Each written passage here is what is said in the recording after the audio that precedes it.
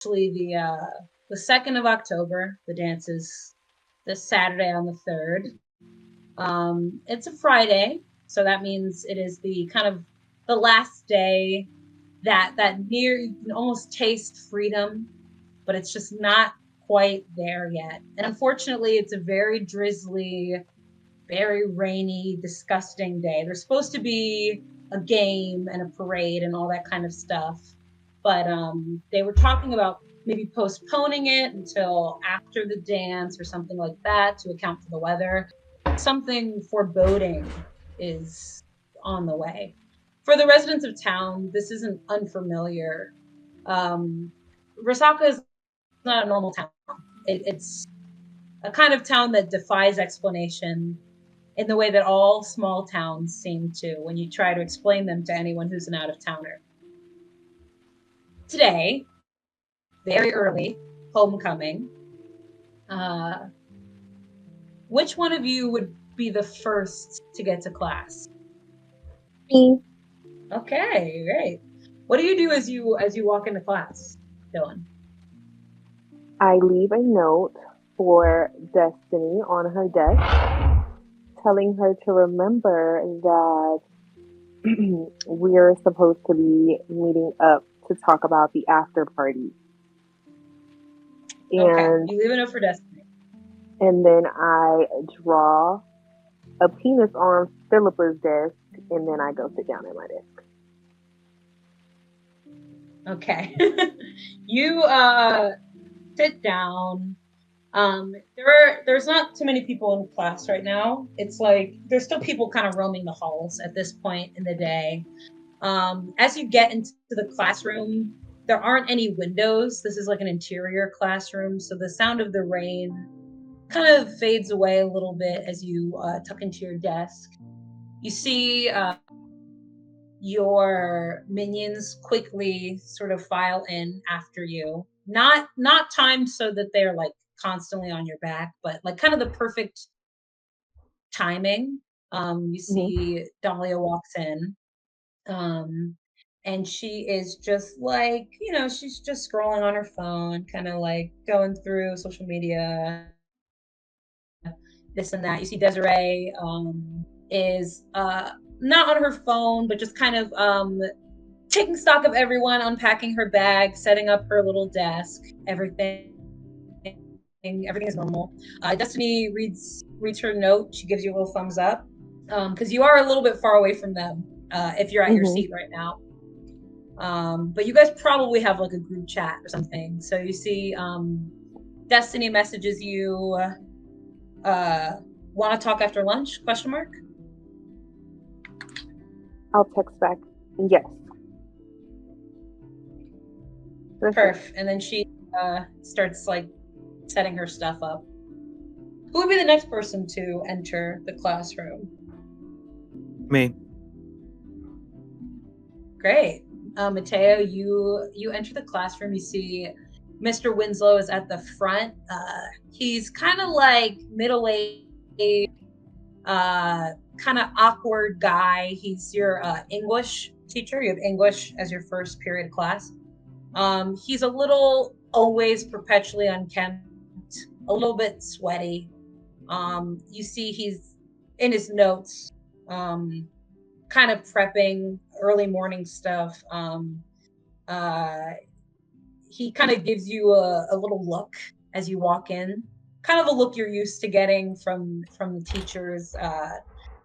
Kind of a look that says the administration and maybe like the guidance counselor has told people to watch out for you, to make sure that you're okay, to keep an extra eye on you. And you see he gives you kind of one of those looks as you walk in, and then he goes back to his desk. Okay.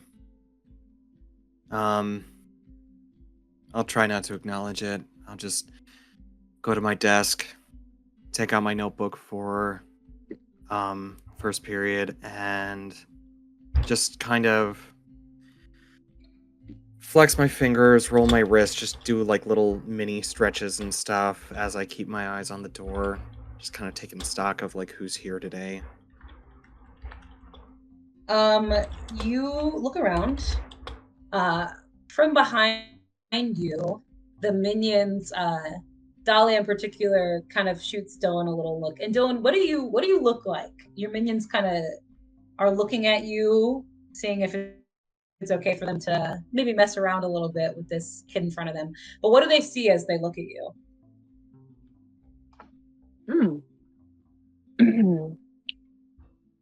I raise an eyebrow at who's in the middle, Desiree, Yeah. and kind of shoot my eyes in Mateo's direction. She nods and she pokes Dahlia, who's right behind Mateo. And Dahlia kind of like maybe like she leans forward a little bit, but it's very subtle. And Mateo, you feel like a tap on your back. I'll ignore it for now. Okay, you Unless ignore she does it. it again. You there for a bit. It's peaceful. You think maybe you'll be left alone, and then you feel a little tap tap tap on your back again. I'll turn to her. Calm, but like terse. Just what? Just wanted to say, hey. Are you Hey, going to homecoming? I think so. Yeah. Great. And you still go to parties, right? I know you're like kind of in your like edgy era or whatever, but like Yeah, I still do parties. Got anything planned for it? great. Oh, that's all Destiny. You'd have to talk to her about that. I'm just the little, chatter. I chat for everyone, make sure everyone's comfortable. So Sure. I'll talk to Destiny later. great. You know what? You should totally I'm going to swing just turn by the around month. and Behind you, Jason Ortega is rolling in behind you. He kind of like he enters the room, just like pumping it up, trying to be cool or whatever. Franklin is behind him and is like, dude, shut up. Like they're kind of like messing with each other. What do you do as you roll into the classroom, Celine? I kind of give them like a side eye, like, okay. Uh, and so I go and I sit down next to Dylan. Is that in the seated chart? I don't know. You're next to Mateo and Oh, you're okay. behind Hayden, but Hayden is not here yet. So there's no one in front of you. And Mateo is to the left of you. Okay, then I go and I sit down in my seat next to Mateo and I whisper like little hi, hey, and I take out my cute notebook because I have like a Hello Kitty notebook, and I have a whole bunch of pink pens and pencils and stuff and highlighters. Like I'm that girl. Like I take those notes. So yeah. I'll You set give a little everything wave up. back. Sorry. No, you're good. You set everything up. You see Mateo kind of waves back at you.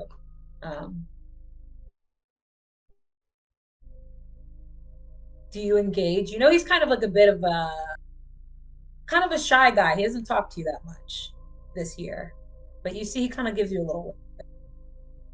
I'll leave it at that. I'm not gonna push him. I know he don't like unnecessary conversation. So you leave it alone. Yeah. I'll get on my phone and text Dylan and be like, this seating chart is ass. I'll text back and say, tell me about it. Honestly, what's our teacher's name again? Mr. Winston? Winslow. Winslow. Ooh, Mr. see, Winslow. I'm gonna call him Mr. Winston. Winston's such a downer, and I'll put my phone away. You tuck your phone away. He's still not really like in the teacher mindset to be like looking at class yet. Like he's fully in prep mode. He's not even really paying you guys much attention.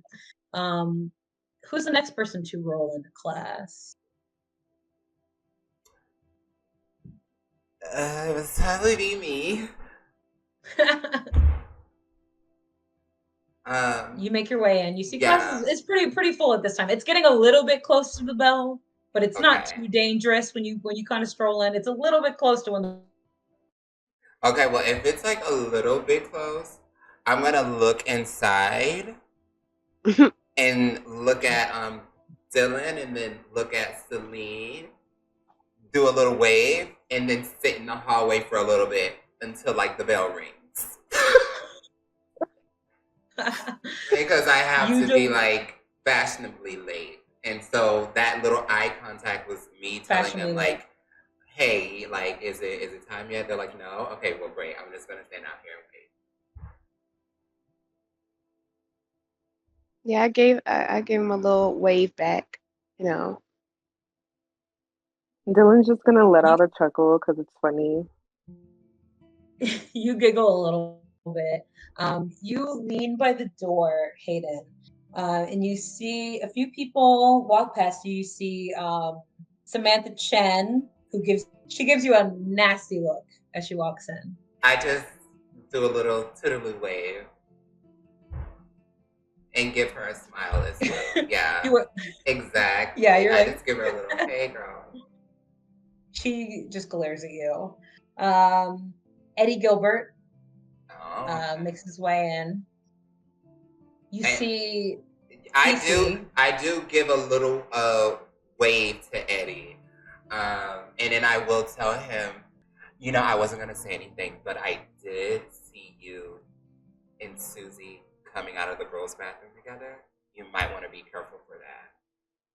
You weren't going to say anything, but you just said something? Well, I wasn't gonna say anything to you that I know that the teachers are on to you, because Miss Henderson, she definitely clocked you. But, you know, I'm just telling you to be careful. If you don't want to take the advice, then don't take it. Whatever, Hayden, whatever. Okay. You always have your nose on someone else's business. And I do. I have to keep my nose and ears to the streets. Who else is going to? Maybe that little clique that your friend has or something. Aren't they always in people's business too? Well, they are, but you know, I have to do my own snooping from time to time. I can't just rely on my friends' connections all the time. Right. Okay. You have fun out here. And he heads in. CC also comes in. He's got like one of the Letterman jackets on, even though he's a hockey player. They have Letterman jackets too, for hockey at the school. I definitely sneered at him. I definitely sneered at him. I didn't say anything. I just sneered. I was just like, "Oh, if you make one sound, I'm gonna eat you up today." And he says nothing. Yeah. Blessed silence. He doesn't even say a word to you. You actually, and you know what? Make me a cold check as he walks past you. Oh. First roll number 1. Like when she said okay, so how I do that? Wait, hold up. I just want you to make me a cold. You just roll two dice and you add your modifier to the roll. Oh, okay.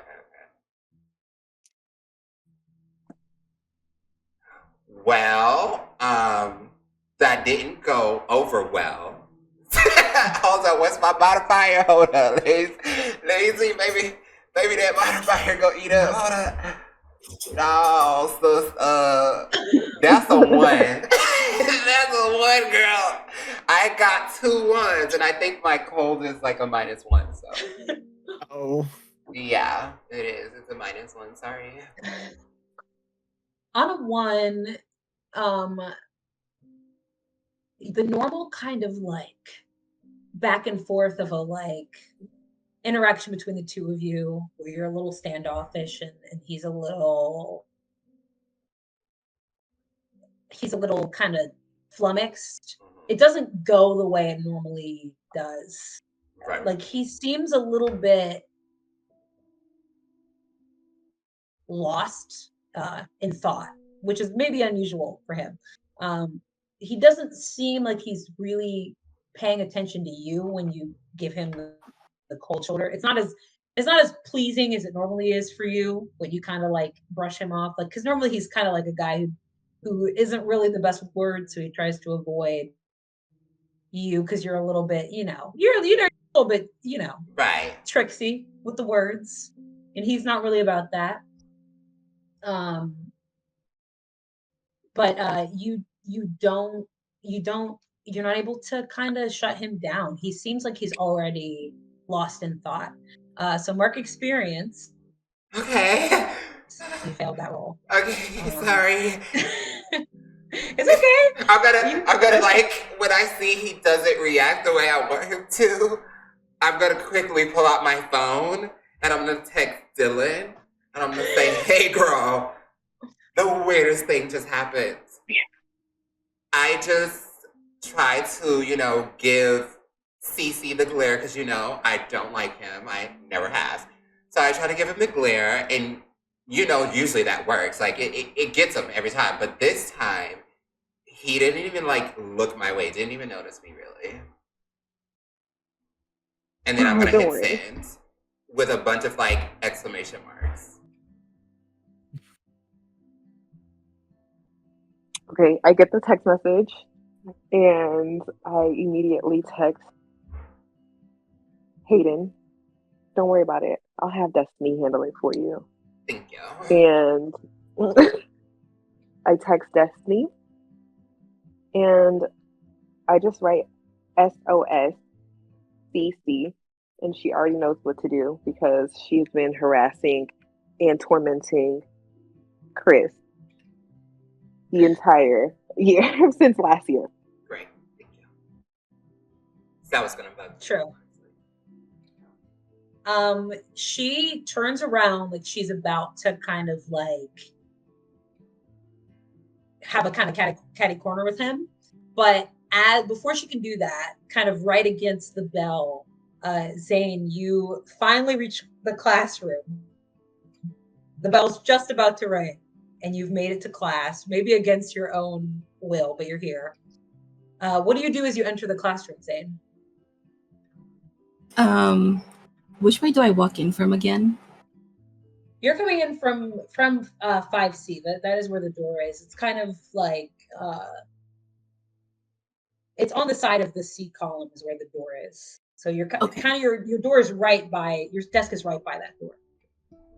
Okay. I walk around.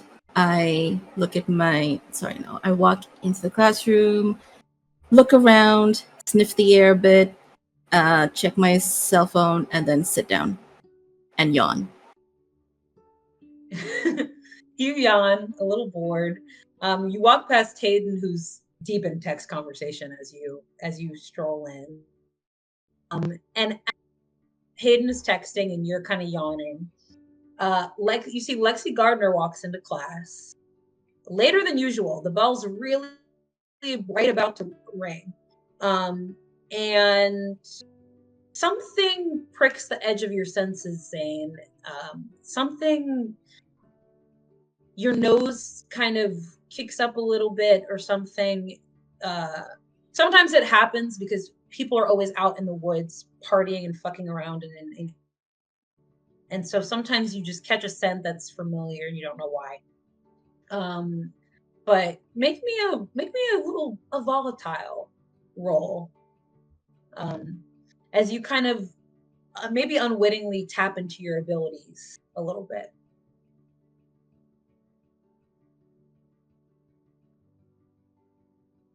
What do I do now? You just have to roll 2d6 and then add your volatile.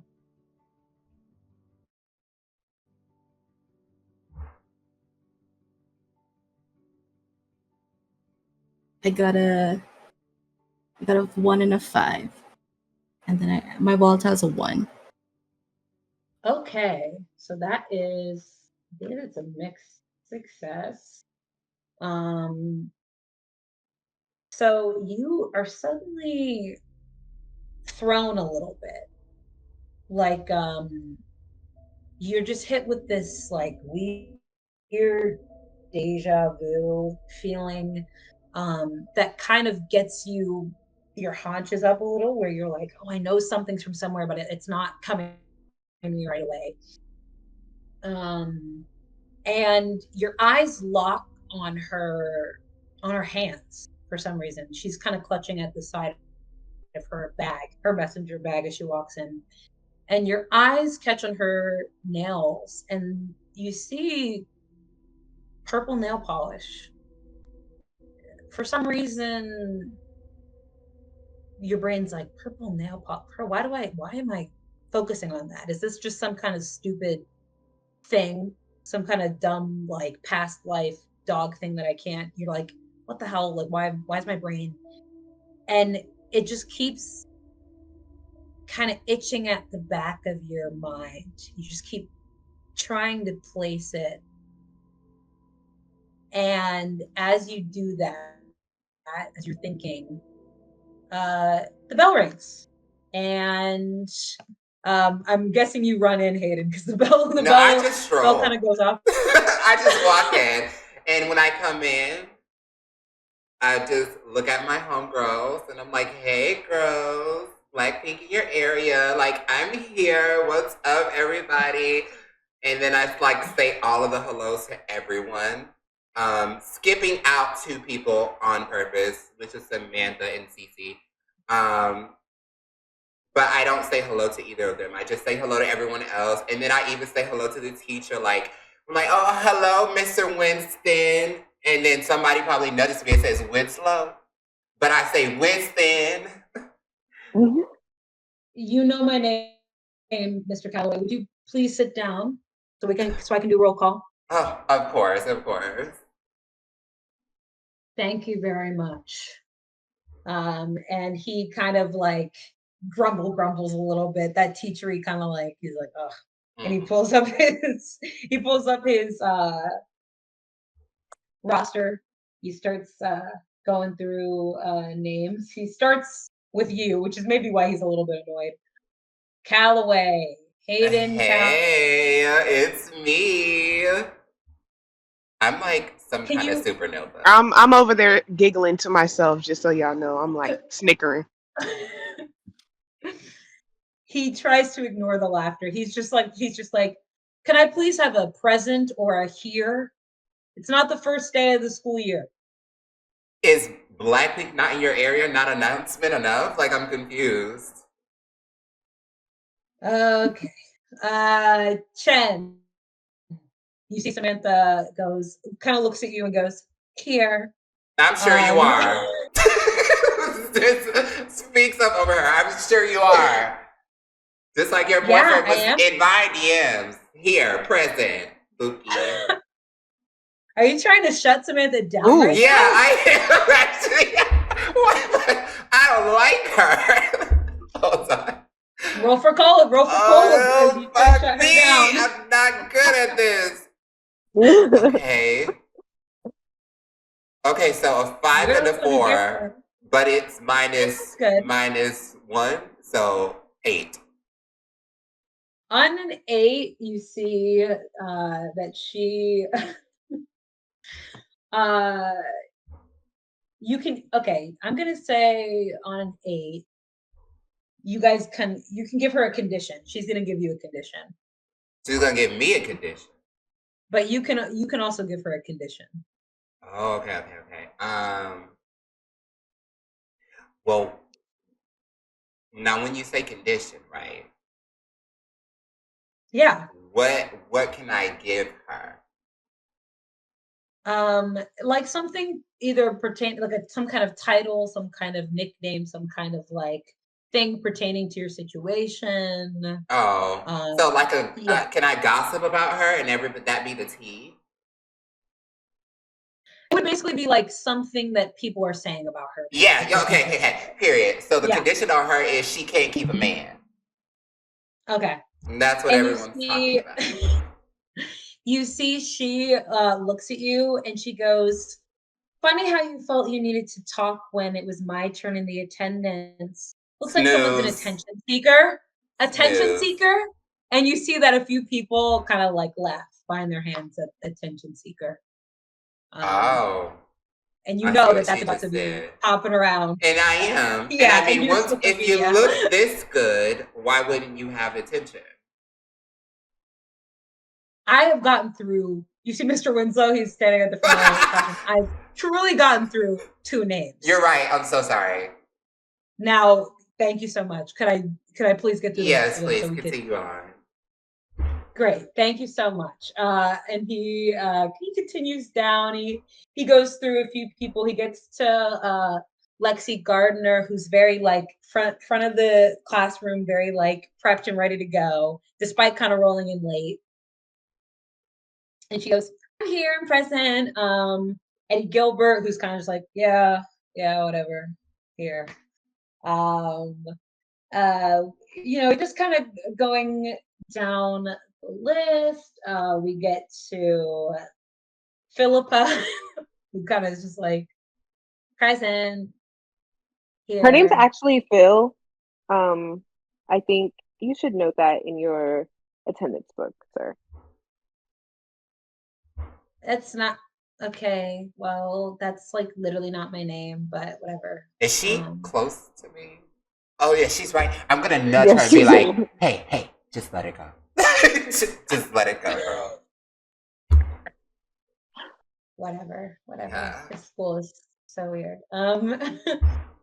You see the next person on the attendance list. I can't talk.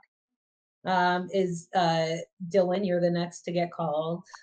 Okay, and I just want to make a quick announcement, everyone. I know that you guys are super bummed out that you won't see me cheer at the homecoming game tonight, but don't you worry. After the party, oh wait, sorry, not the party. I mean after the homecoming dance, Right. there will be a football game for all of you to attend and witness our great performance that we've been working on all year. I can't wait to show you guys.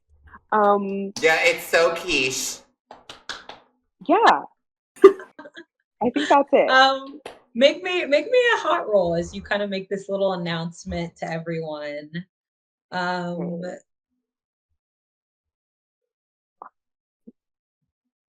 I add my modifier to it? Or Yes. not? Okay, hold on. Wait, I can't see what my modifier Your is. modifiers Hold on. too. Give me a minute. Thank you, Yours is Yeah, you have Bookie. a +2. Yeah. Okay, I got a 6 and a 2. And then plus Ooh. 2 or Yes, plus 2. okay. So quick That's math, good. quick math. That's a 10. So Yeah, on a 10. I'm gonna say you kind of you see that a few of the students are just completely entranced by you. And just kind of like, you hear some people kind of clapping and cheering and being like, yeah, yeah. And just like generally kind of whispering amongst themselves, but it's all good stuff. It's the stuff that you like to hear about yourself. And Mr. Winslow doesn't dare to interrupt you as you give your little announcement. And then you sit down and you kind of feel like a few of the guys in the classroom are giving you the eye. It's nothing unfamiliar to you. You're used to it at this point. And he keeps going down the attendance as you kind of glow with your success. Goes through everybody, kind of gets to you, Celine. I'm assuming you just kind of like, does anyone think they make a big scene, the rest of you, as your names get called? No. Quickly as I can. That's what I figured. Celine, do you say anything as Mr. Winslow calls out your last name? Yeah, I'm just like here, like, yeah. Yeah. The three of you are a little bit more like the rest of your peers, kind of like maybe not as trying to rock the boat. I like rocking the boat behind the scenes. But not in class. What's the point? Did when Cooper got called, did he say like he was here? Yeah, he goes present, and then he kind of goes back to And do I feel like it's like do I feel that there's something there? Because I mean, I know what it is in 5e, you know, like an insight, but I'm like, do I feel like it's something going on with him? I would say you're kind of like giving him a little look, just trying to figure out what the vibe is, what's going on. Do you want to try to use your magic to maybe try to like? Ooh, just fighting class, huh? You don't have I to like do something crazy, but do you want to try to like maybe poke at him and figure out? Yeah, because I do think him not being shut down by me, maybe it's my ego talking, but it also for me, I just feel like something's going on. Like what about me didn't you notice? Like what's going on today? Okay, roll. I'm gonna say roll volatile. Okay. And I'll see how much information that I give you about what. Okay, period. So we got what is this? We got an 11. Great, perfect. So you kind of it's not Oh wait, maybe what you actually it's a traditionally 12. use. I didn't add my actual volatile. It's a plus Oh. 1 on there. So eat that up, period. On a 12, you're able to kind of use your magic maybe in a way that's not traditionally what you would use it for, in the sense of like normally maybe you're kind of like doing hexes and stuff like that, and it's a little bit more like based on items. So you're kind of just prodding and going for like emotions and raw emotions. You see that he's unsettled, which is like maybe, I mean, kind of, you're not really like someone who cares about this person outside of like making them feel bad. Mhm. But you see that he's a little like off. Like he feels kind of like he's thoughtful in a way that maybe he's not like really a thoughtful type of person or anything like that. He's writing, kind of doodling maybe, or just writing something down in his journal. Which is also a little bit weird because Yeah. normally he's like on his phone or something. And he just looks like he's trying to crack a case open in his mind or something. And he's not a smart guy. He's not really like that kind Right. of a guy, but he looks like he's like on the edge of figuring something out. And he kind of looks up at you see his eyes kind of glance over at Mateo for a bit, and then he goes back to writing. When he thinks no one's looking, he kind of gives Mateo a little glance. Not like anything heated or angry or even sad, just like thoughtful.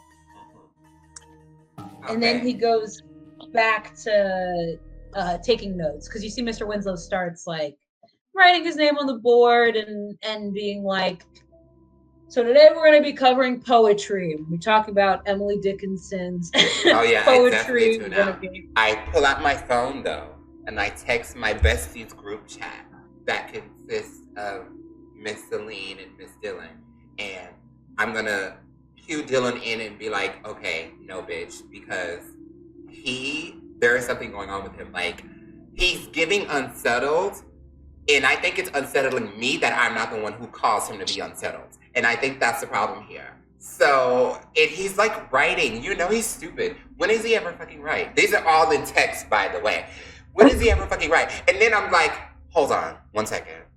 And then I like hold my phone and look up to the team, like to the teacher, Mr. Winslow. And then I press a little button on my phone that's starting a voice record, like a voice memo. And I'm just whispering very angrily, no bitch, we gotta see what's up with him. Like I don't like how he's acting right now. And then I send it. Okay. Do either of you kind of respond as you see these texts roll in? There's a voice memo. Yeah, Okay. I just send a voice Aiden's memo just like, directly in the middle of class. I um Oh my God. I tell Mr. Winslow that me, Celine, and Hayden are needed, desperately needed, um, in the auditorium. We have to get prepared for something for homecoming, but we'll be right back. But we just have to go. Okay. He gives you a look, but you have a lot of pull in the school, and he kind of trusts you at your word. And because you're not going with the three Your teens, clique. like you're not going with Yes. your clique per se. You're going with two other people. He kind of gives you a look, but then he goes, "All right, try to get back at least before the end of class. So you can get the homework assignment. Of Be quick, course, please." Mr. Winslow. I'll be right back. Don't worry. Okay. And as we And walk I out, Maybe right? I'm. Yeah. Oh, As we walk out, I want to try to see what he's jotting down. Okay. What, You bro? try to. Am I gonna roll for it? No. How are you walking? How are you walking out of the classroom? What path do you take as you walk out of the classroom? Okay. So his desk is in the Kind of middle row. yeah, Bottom, middle back row. of the middle row. I'm going to between aisles A and B walk down. Okay. And I'm trying to get a full scope because the door is next to Zane, correct? Like on the end. So Yes. I'm trying to get a full scope. So I'm trying to go all the way around just to see what he's jotting down. Okay. As you make your way to the end of this row. 1, 2, 3, 4, 5, 6, 7, 8. You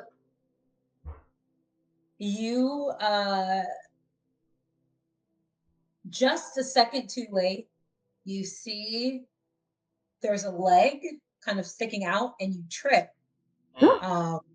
over a leg that's been left out for you. Who did it? Who did it? I just want to talk. You see Samantha's the one who sticks her leg out. But you wanna, there's something like a retroactive, like, oh, I gotta get her back. But then it's like you're kind of given almost the perfect opportunity now that she's like turning away to look at the desk. So your mind is in two places. There's this like, okay, you want to get her back, but you're like, oh, I'll get her later. Yeah. Don't worry, I'll get her later. Actually, let me write that down. I'm gonna get her later. Yeah, just wrote it down. So you kind of tuck that away, and you see a few things on this sheet kind of paper kind of scribbled down. So you see it's all mostly drawings. It's not really like mostly doodles. Like he wrote the day of the class, like the day today, October 2nd. He wrote his name, the teacher, like that kind of basic stuff. But he's mostly just doodling. You see, it's a bunch of different images. You see like the Letterman jacket, like you see a few sketches of like maybe the manta rays. You see Monty the Man Ray, the school's mascot. You see a drawing of a pen, which is a little weird. Like maybe he's trying to do something philosophical because he's drawing with a pen where he's drawing a pen. Like it's like, whoa, what does that even mean? You see some trees that start to kind of resemble the woods out by St. Patrick's Steps, kind of like the very familiar to you, where a lot of people party and throw kind of like after school stuff. And then kind of like maybe more significant to you, you see a drawing of a keg, which feels a little bit more like maybe I'm on the tail of something.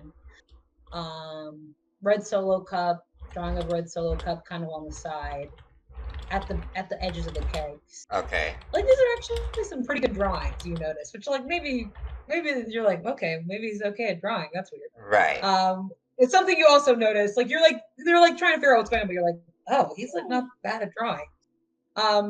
And you see a familiar area, which is, for lack of a better term, called like bonfire clearing. It's literally just called bonfire clearing. It's this area close to the abandoned highway, or like abandoned tunnel at the edge of town, where people sometimes go to hook up at parties. Oh. And you see that that's kind of drawn there, like this little, like just like a familiar stone circle and like a shady bonfire. Like it's very familiar to you. And that's all you see. He's still drawing, but you can't kind of figure out what he's in the process of drawing. It just looks like some kind of shape. It's not detailed enough at this point. But that's all you're able to pick out. And you see he's just drawing as you walk past, not even looking at you when you get. Yeah, and I noticed that as well. And I also write him down on my list for later, because how dare you not say anything at me falling? So that's interesting. Yeah, you make your way out into the hall. Mateo, what are you doing? As Hayden and the rest of the group leave the classroom, I pull my phone out under my desk and I text to Hayden, are you okay? What's going on? Ooh. Oh, and while I'm in the middle of the hallway with them, I'm going to walk and be like, you guys will not believe who just texted me. Girl. Oh, girl. That's Hayo. Oh. I thought we weren't talking to him. I thought you weren't talking to him. I talk to everybody. We know this. God. When are you going to stop fooling around with these schmucks? It's what not is he okay. like? He's not a Is he like texting you like that? Like, what's the energy? What's the vibe? Well, he was the only one to say, "Hey, girl, you okay? Like you fell."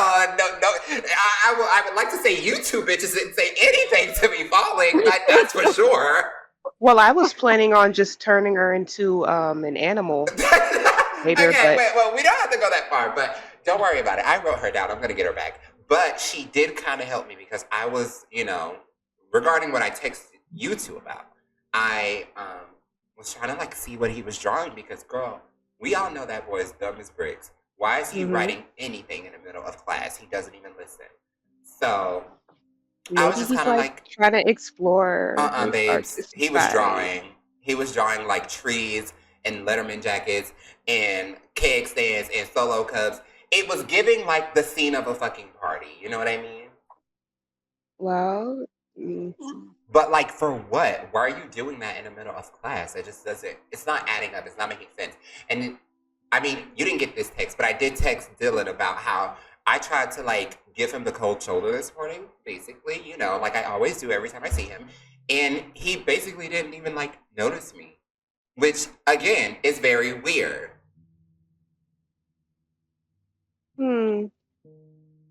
Maybe, I don't know, like honestly, maybe I'm just looking too much into it. Maybe he's like going through. Yeah, I don't know. think you're spiraling. Like Chris Cooper. I really don't think he's worth all of this energy. He's not, but okay. He's right. not, but look at you're spiraling. I'm saying you're right. Like I get it. Like I understand what you're saying to me right now, and I'm agreeing with you. Like he isn't worth this energy. But I'm just saying, a witch knows what a witch knows. I look around before I say that, so, like, but then I say it anyway because like no one cares. What do you think that he's up to? Like, girl, I don't fucking know. But I mean, this is why we have Dylan. Her and her little clique of girls. We can scavenge up something on him. Well, I have already got Destiny on it. So. And did she come back with anything? Actually, how about you text her and let me know what she's. Right. She needs to get on her P's and Q's.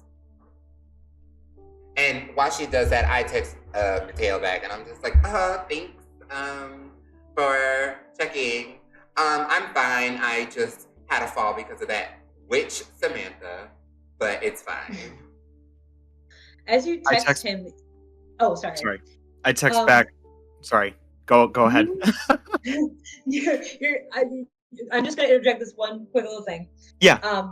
As you text him, Hayden, you remember the look that Chris gave Mateo, kind of early in class. Mm. And then I'm gonna double text. I'm gonna double text and be like, "Are you okay?" Because I was, I'm just gonna say like, I'm not calling him CC. I literally am typing all of this out. I'm not calling him CC. Actually, Christopher, he did look at you a little strange. And I don't know what that was about. Like, are you two in a fight or something? Question mark, question mark. And then like confusion emoji face sent.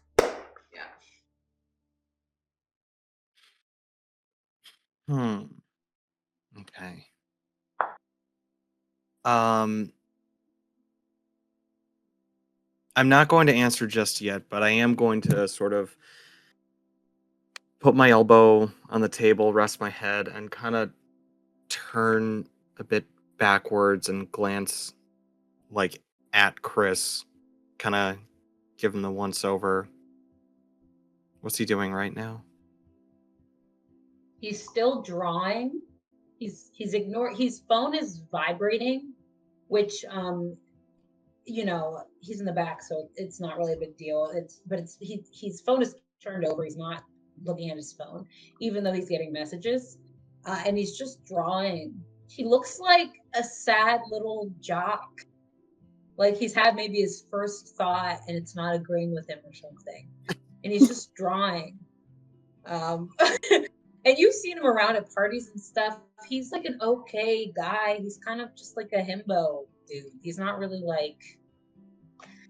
So it feels like maybe something happened, but he's not like out of class. Like he's here at school, so it couldn't have been anything too crazy.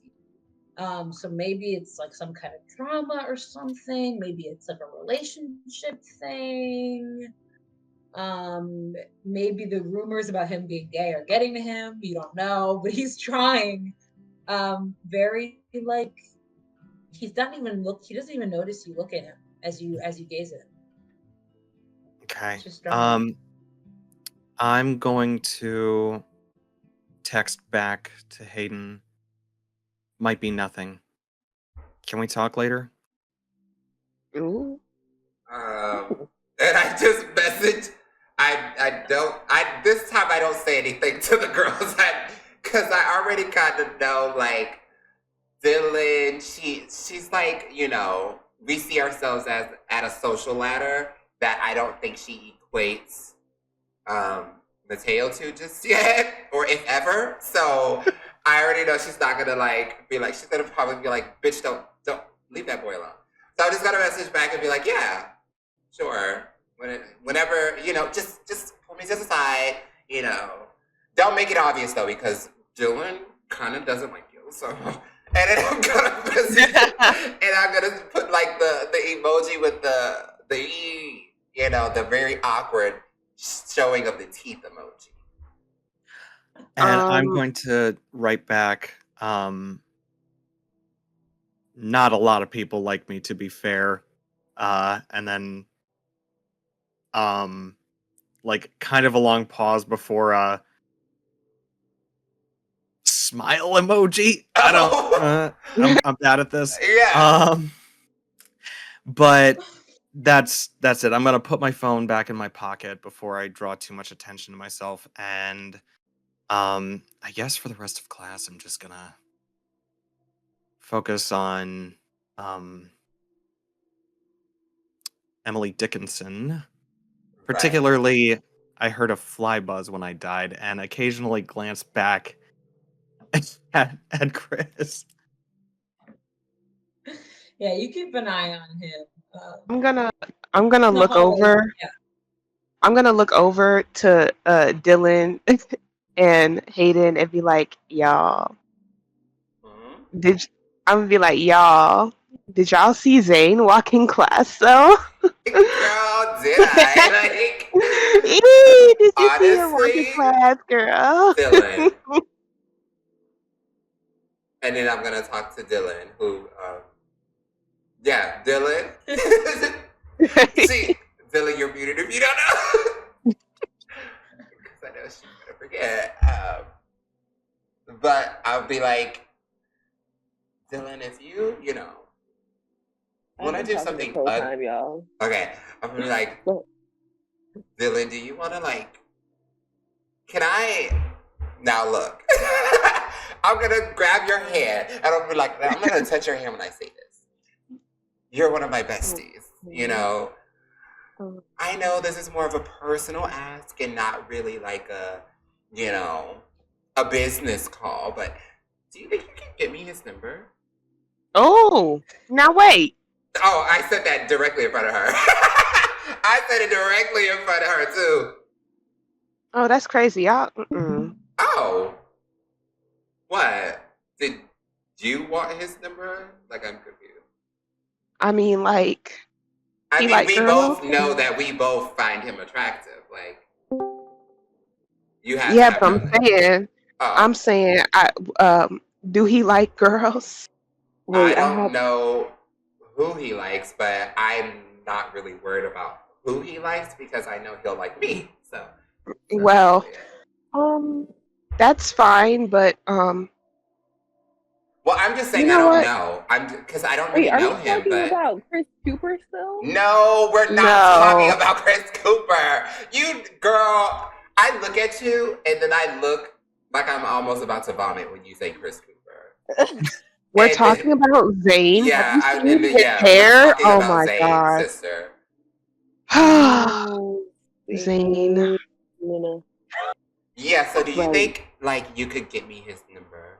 I know you have connections, and I'm pretty sure one of those gremlin of yours has his number. So if you Just give me could, 1 second. okay, Destiny period, definitely has his number. I will text her right now. period. Mhm. Be fair. I want it Destiny, too. Destiny number. Oh, sorry, Oh, babe. I'll just put it in the group chat. Don't she'll just put worry. it in the group chat. That's crazy. And the thing is, I'm I not gonna text his number. I'm gonna get it myself another day or another time. But like, I just want it just to have it for now. Oh, I'm definitely. But If you send like, is this an immediate send in the group chat? Like, is she that fast? Yes, Desiree is that fast. She would send it immediately because Dylan asked. So, Yeah, she's as soon as she gets a text, she sends the number over. And I immediately send a I immediately send a text to Zane and go, "Hey, it's Hayden. Actually, I mean, if you don't know who you should probably know me. But we are in homeroom together, and I just wanted to say hi. Oh, I got your number from a friend of yours." With a question mark, but also a smile emoji. Like, yeah. Ooh. I so I look at Samantha and try to glare at her for tripping Hayden earlier, and then I see Hayden text me, and then I respond with, "I know who you are." Oh. oh, And then, period. I know that's right. and then I don't say anything out loud, but you guys could probably see like the physical shudder, like, oh, he knows who I am. Sorry. Right. And then I'm gonna Oh, text back like, girl. right, like, Dawn is just yeah. gonna shake her head because it's so funny to her. Yeah, I'm gonna put the phone. This is the first time that Hayden actually puts his phone up and says, "You know what? We got work to do, ladies." Like, and I'm gonna look back to Dylan and be like, "Okay, well, like, you need to give us, get back with your crew and tell us, like, is anything? Give me like the gossip, basically, on him. Like, I want to know what the streets are saying about CC." And I'm asking her Right. to ask her triplets. Right. So the tea on Chris Cooper is Well, do you he's know the asked. tea? Do Yes. you know the What the tea? fuck? Because I texted Destiny earlier when you were asking about Oh him. yeah. So I would have gotten text back. Yeah, Chris you Cooper. look at the text from Destiny, and she basically sends you finally, because you were like kind of joking around about the stuff with Zane, and you see she sends he's not answering me, and then a little bit later, WTF, and then a little bit later, we'll grill him in person and tell you what I can get at lunch. Got it. So I look at Hayden and say, Yeah. well, look, we're gonna have to wait on that until after lunch. Okay. But the girls are on it. I mean, I'm a patient girl. I can wait. It's just, I just want to put my mind at ease. He's making me a little uneasy. He's doing a lot of things he doesn't normally do, and I don't know. I think that's really bothering me. And again, it might be my ego and the fact that he didn't react at all to me today, and I don't know. Something about that is homophobic. You know what? I'm gonna have to agree on that. Exactly. And doesn't he have that fucking rumor going around? Like, hello? If you weren't gonna knock anybody's boots in this school, girl, I'm just saying. I mean, and he's a hockey player. God. Why'd you say it like that? I'm looking at you like very questioningly. You don't have a crush on him, do you? No. Okay, I great. don't. Disgusting. I was just saying the rumors add up. He's a hockey player, tight Oh pants, yeah, you're saying he's bumping always into around each other. the You know. Yeah. He is. Exactly. Right. And you know what? You ate that. And that's it. I'm sorry. I lost my train of thought. Let's move on. I'm gonna tell us all. I think we can go back in class and act like we did whatever you told us to do, and let Dylan walk in first. Mr. Winslow, Yeah. we're back. See, I told you we'd be back before the end of class. Look at that. Great. We're just doing personal readings, so just pick a poem from the textbook and write a small blurb That's about really it. fucking boring. Oh, I've read all of I didn't these say that out loud. already. Oh my god, I said that out Okay. loud. Look, no, I said that God, out loud, but then I Hayden. say, oh my god, I said that out loud. I didn't mean to say that out loud. you can't Hayden. say that out loud. I know I didn't mean to. It just like Well, he wasn't on. already said it, y'all. We're Let's just so chill out. sorry. So we're just gonna sit. We're gonna take our seats. That Yeah. would be my preference. Thank you. And he goes to help another student with Who's he with helping? the kind of like Who is he helping? analysis. Let's say Franklin. Why not? Okay, never mind. I was gonna. Oh, Franklin keeps making analogies, like Melissa. Shakespeare analogies. now, Miss MC, I do want to know how these hexes work, right? How does my illusion hex work? Scroll. Your illusion hex? Yeah, it says I can pick a bug or a snake or demonic stuff, and the hex person sees that thing everywhere, and I have no exact control over it. Exact images or manifestations. I just want to fuck with her. With Samantha? Mm-hmm. Do you have to bind her before you hex her, or can you just put a hex on her? I have to use I don't know. Oh, you know that noise. Sorry about that. Right, take it from others.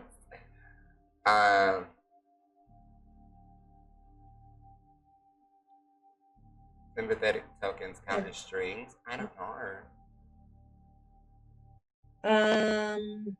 I think you need You can cast hexes. You have to either expend a sympathy token during a ritual or meet the target's gaze and chant at them in tongues. Then roll dark. Shit. So, unless you have an object, I don't think you can do it subtly right now. You'd have to be completely okay. So I would literally just have to look her in her face. Yeah, like right. I think you're like, if I want to do this, it might have to be. Yeah, no. I was trying or to. Okay. steal something. I will tell Dylan. Actually, I'm not gonna, because I feel like I've already used Dylan's expenses too much. I will later try to go to her locker and get something, out of there and get her good. Okay. So the class. Can I steal stuff? Because I looked it up and I heard that Faye can just steal stuff real easy. Can I do that?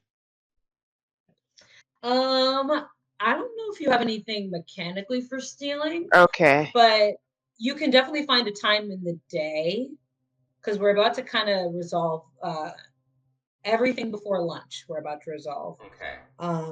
So you guys have a block schedule, so that's like 4 classes and then lunch. So first is kind of like English, which you guys all share. The second one is something else, which is like more specified to like what you want, some kind of thing like, like I know the word for this, like an elective, is your second course. If you want to, it depends on what you want to, if you just want to like try to steal something from her, or it depends, who are you trying to steal from? I was trying to steal from Samantha for tripping my friend. Okay. You know that Samantha has lunch at the same time as you, because basically how it works is like one of the blocks is also split with lunch, essentially. Which would be the third block. So that's when you have lunch. So you feel like the best time to try to steal from her would either be during lunch. You also know her family is a part of the Mexican War Street Society. So if you were to go to Dylan's like little mom's headquarters or something, you might be able to steal from her there. But you think the easiest time to do it would probably be during lunch. Yeah. Okay. Because that's when people's guards are down. They're like talking to each other and fucking around, and their shit's just out. We got lockers here, yes or no?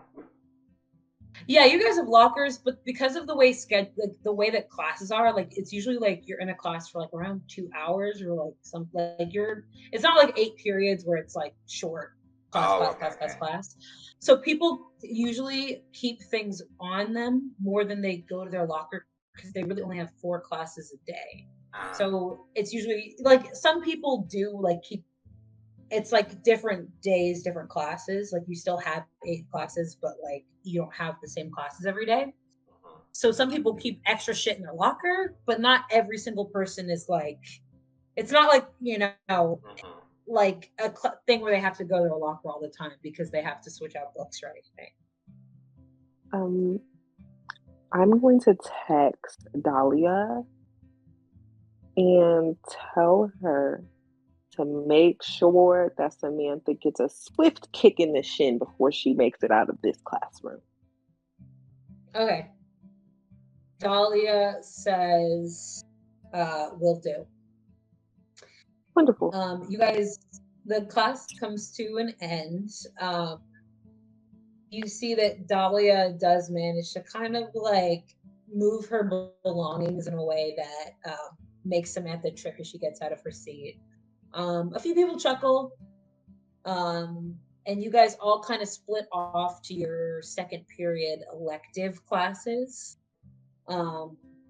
Is there anything that you want to do either during second period or on your way to second period? You have like a few minutes, like 10-ish, 5-ish minutes to get to your next class. I'm going to corner Philippa. Oh, okay. That's Yeah, because tell me what you want to do, and then I can resolve for each of you. I'm gonna corner Philippa because we need party favors for Destiny's Okay. after party tomorrow. So you're gonna corner Philippa.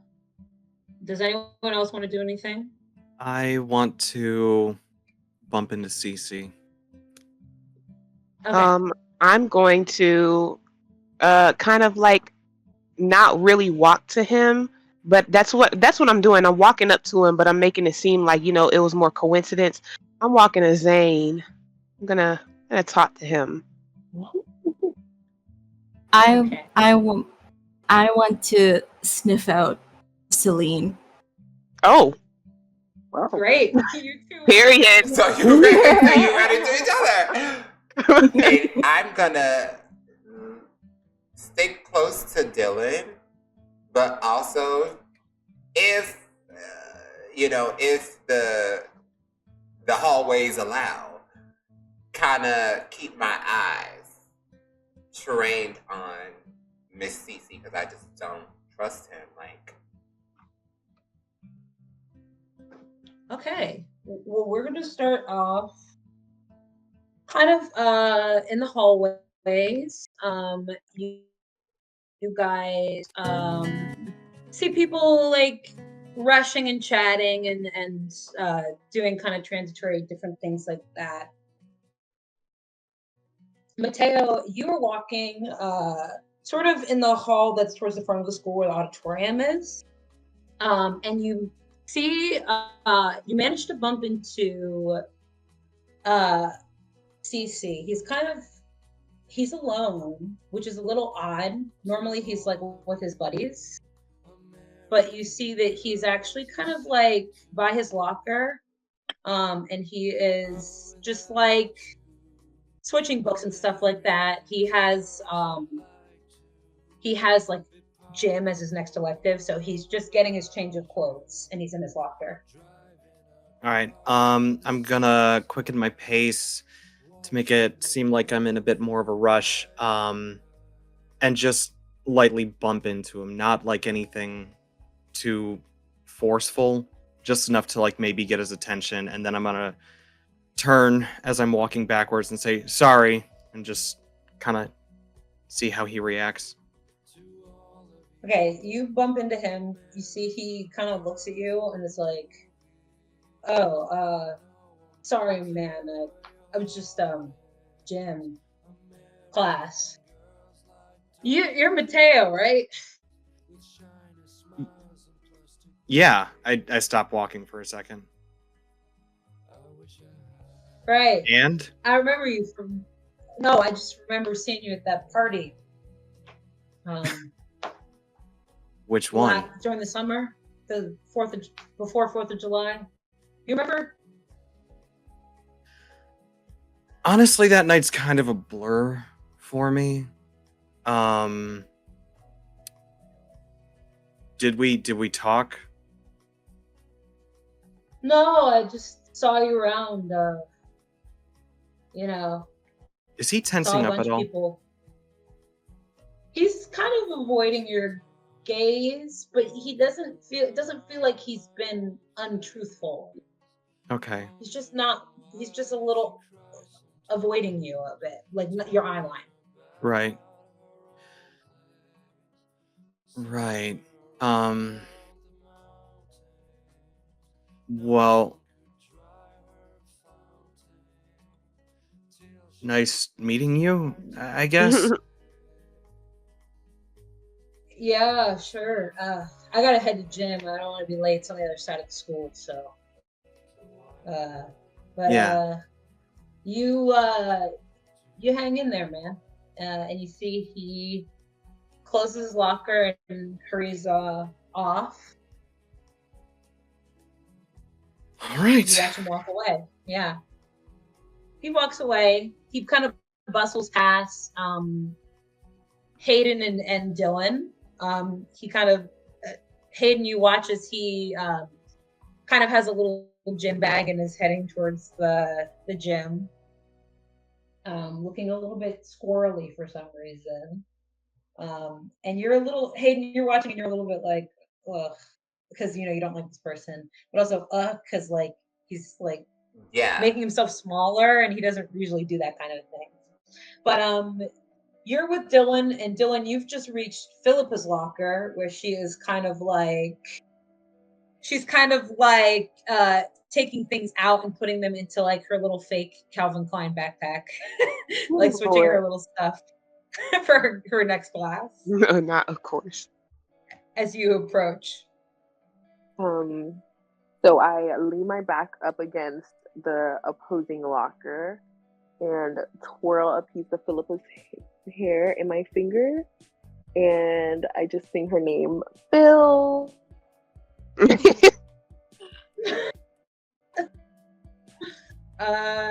She eyes you.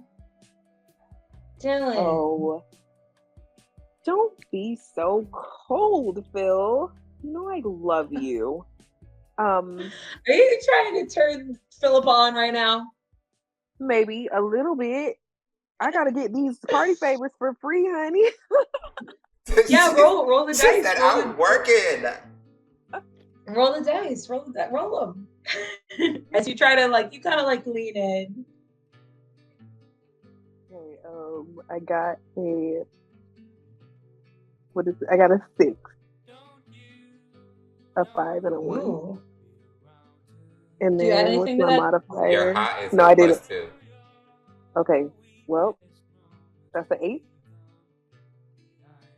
On an 8, you see she's still a little bit weary around you. So you can either have her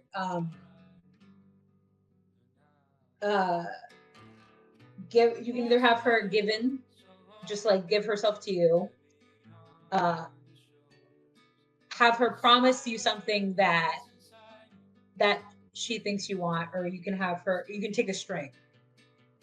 To you have 3 options. Those are all so good.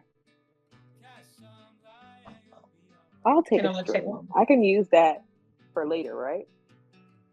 Yeah, you can mark that you have a string against her. I've got a string on her. You see she kind of drops maybe some of the tension and looks you over. Is this about the party? Because I don't do business until after school. Oh, don't be such a party pooper. No pun intended. I just, I don't have time after school. You know how busy I am, Philippa? Right. That was the first time Hayden chimed in, was like, right. Okay, well, if you meet me during lunch, I can give you something, but not as much as I would be able to give you if you were at the steps. I can't carry too much at school. They get suspicious. We're kind of just, it's more of we want you to set us up for later. So we're just letting you know to dock us down in your books so that you are prepared. I will prepare something for you guys for your party. Thank you, Phil. Give Phil a kiss on the cheek and walks away. Bye. And she's gonna slam her locker too. Right. Slam it, and and walk away with her.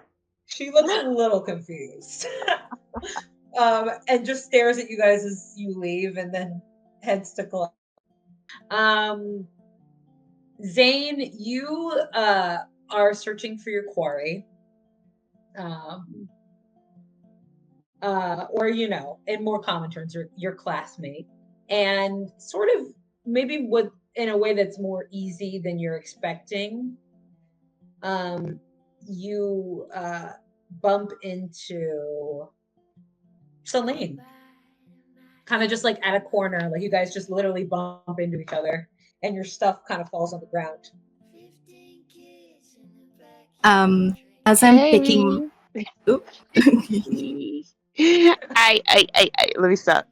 Oh, I'm so sorry. Like, and I bend down and start picking up the books. And I guess he bending down to help me pick up the book. I say, hey.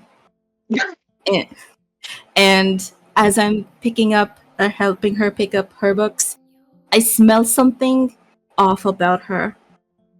And Oh, damn. and I smell a little too close to her. And something seems off to me. So I wanna investigate that a little bit more. Yeah, make me a maybe a dark roll as you kind of reach into your Oh, abilities. now he trying to be in my business, honey. I roll I rolled a 6 and a 6, and then my dark's a 2. Whoa! Damn. You know this is a fae. You know this is this is a fae, but the interesting thing is that the scent is not maybe as strong as you're expecting. Like genetically completely a fae, but the scent and the manner and the bearing is very like this side of the veil. Like it's almost like a full blood Mm. fae who acts like they're from this side of the veil and isn't even necessarily being deceitful.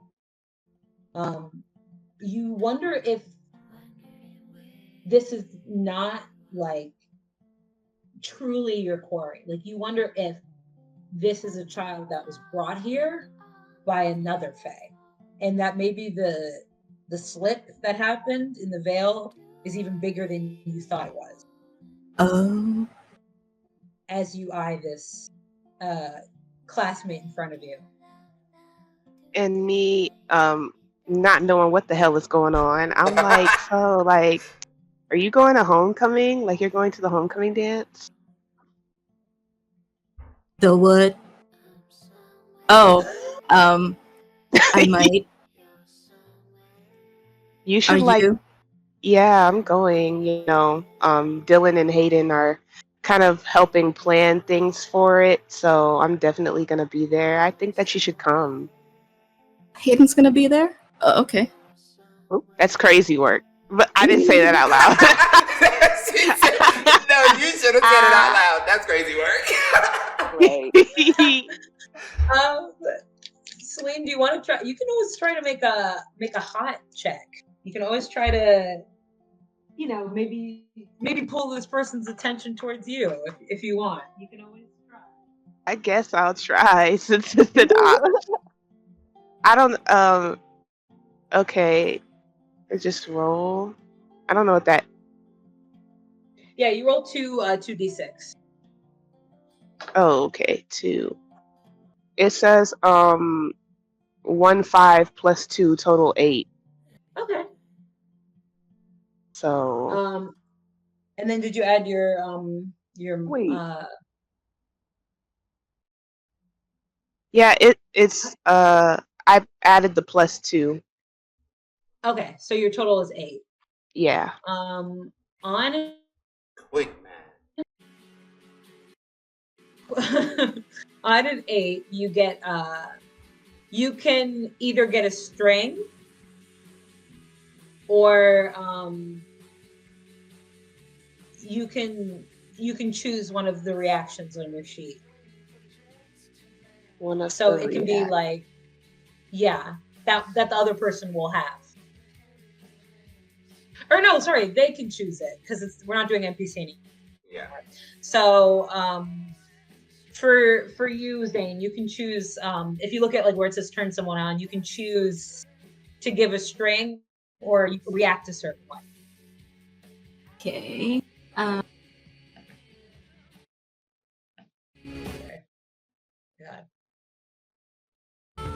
So scary. Okay. Thank you.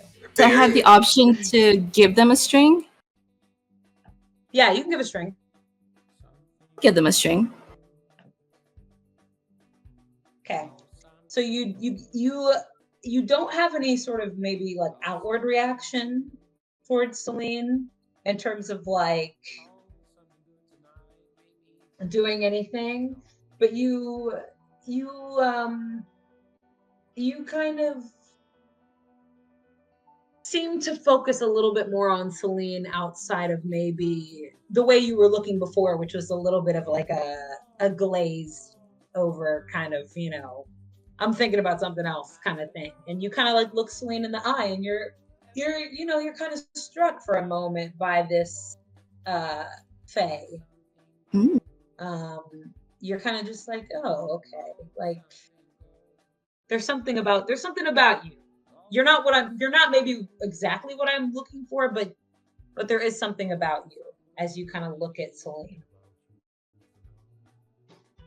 And the two of you are just staring at each other for like whatever else sees is two people just staring at each other over a pile of books.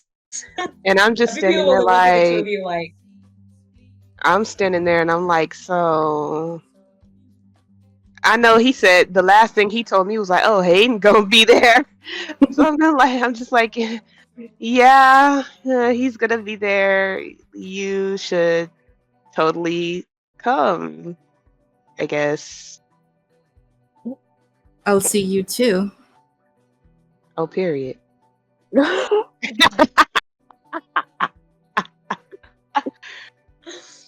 And with that last sentence, the bell rings, and you guys have to get to your second period classes. Whatever elective you're in, there's all kinds of options at school here. Definitely theater. Yep. Period. I'm doing student government. I do not want to be doing that thing. Ooh, yes. Prep for homecoming. I'm in art. You guys are just working in the auditorium. Right. Oh, art class. Yeah, you guys go through your elective. But you know what? They got us since I'm going with my homegirls. So they got us making like something for the homecoming, like the art people. Yeah. Yeah. The art people, I would say both art and like student government, you guys are in the auditorium. Not the auditorium, sorry. You guys are in the gym, which is like being converted into like the space. So they're setting up a stage and stuff. There's some people from band here, like some select people who are playing live music. Mm-hmm. And there's going to be like a little like live music going on. There's going to be some singing and stuff like that. So you see there's just a bunch of people scattered throughout the gym who are like prepping for the dance, like hanging up stuff. What's the theme of the dance?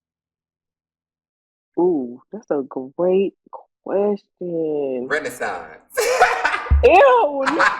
I would say outer space. Okay. Outer space, out of this like world. Celestial. Okay. Ooh, I like that. Okay, yeah, let's so do people like are stringing up stars. Celestial type thing. The Renaissance like, wasn't celestial enough for you? Yes. Don't worry about it. I got Beyonce on the line. That's why I said that. We'll have a, silver disco ball. All right. Yes. And I need the horse, the sparkly horse, Renee. She needs to be there. Oh, it can be Alien Superstar. Right. It's giving Alien Superstar, period. We'll do an ice figure for you on the fountain table. Thank you. How about that? Okay, beautiful. And I'm going to make Dahlia. Yes, Dahlia is the grunt of the group. Fill some silver balloons with white paint that we'll use later. Okay. With paint? Yes. Okay. She does that. Do you think, Hayden, because you're in theater, so I'll say, do you think you would be a part of the people who are like doing music for the dance? Oh, absolutely not. I think that the majority of my theater class is untalented hags. So I would not dare grace them with my presence while they disgrace my name on the stage. But I will be, helping, because it's more like because I'm assuming, like I told my teacher, like, I'm helping with the dance or whatever. So I'm kind of just like the bitch next to Dylan and being like, yeah, put that up there. There we go. And that's and then I'll be tell her to direct people too, because sometimes they feel like I'm just they might be like, oh, she's a little too flamboyant. So I give her the look so that she can handle with the harder to deal with people if they don't want to listen to me. Yeah, you see there's some people from Woodshopper here, like building a stage for the dance. Just like, maybe not regulation, but they've got the shop teacher helping them build it. So it's actually pretty sturdy. And you see that the orchestra, which is like mostly made of a band, is like prepping just like different arrangements of music that's been approved. There are even there's a little choir, a few of the people, Hayden, you recognize from theater, who are singing, everyone's prepping their solos and doing their little songs. It's all pop music. There's been no theater songs have been approved. And some people wanted to sing theater, but it was I definitely banned. said absolutely not. You're not going to ruin this for anyone here. And I'm assuming who's a part? Does anybody I know? Is anyone I know a part of the ensemble that's going on? I'm definitely. in the auditorium. Well, wait. No, I'm saying is the NPC wise, is anybody that I can clock a part of the ensemble? There's a girl named Morgan. She's actually not half bad singer. She's actually pretty talented. She is practicing an arrangement of we'll say she's singing some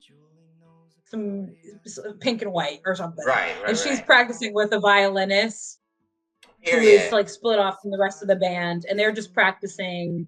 She's just singing, not too loud to disturb everyone who's working on pinning the stars and doing the lights, but she's just singing with this violinist, and you see her. She kind of waves at you as she's practicing. You recognize other people, but they're annoying. Right, period.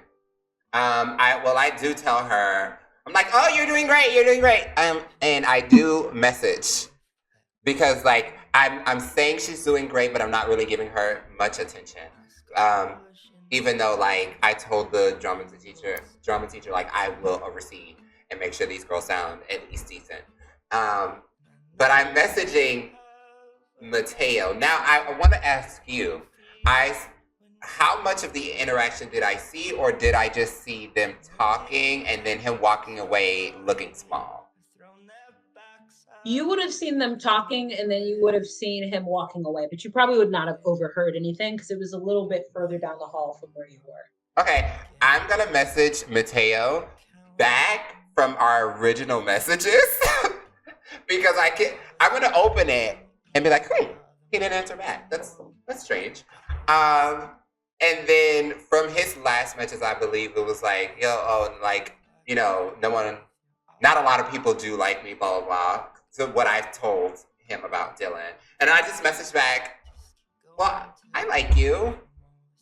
And then I also double text and say, but I did see you talking to Cece. Did you guys have a fun chat? Because he walked away a little distressed. Oh boy.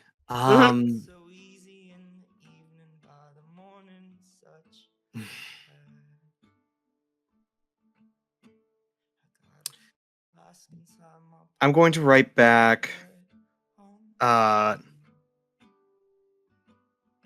following a hunch and then double text. This is something I'd rather talk about in person. Maybe after school. I'm gonna message back and say K, but actually type out Kay and then do a little monocle emoji. Exactly. I'm just looking through monocle. Okay.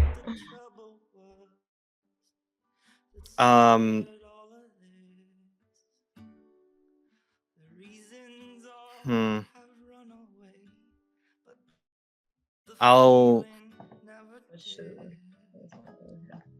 I'll write back. It's about the makeup.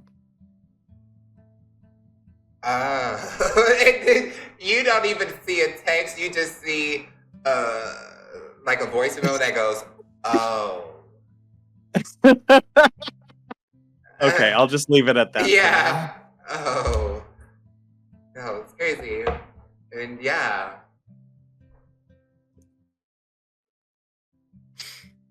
Yeah.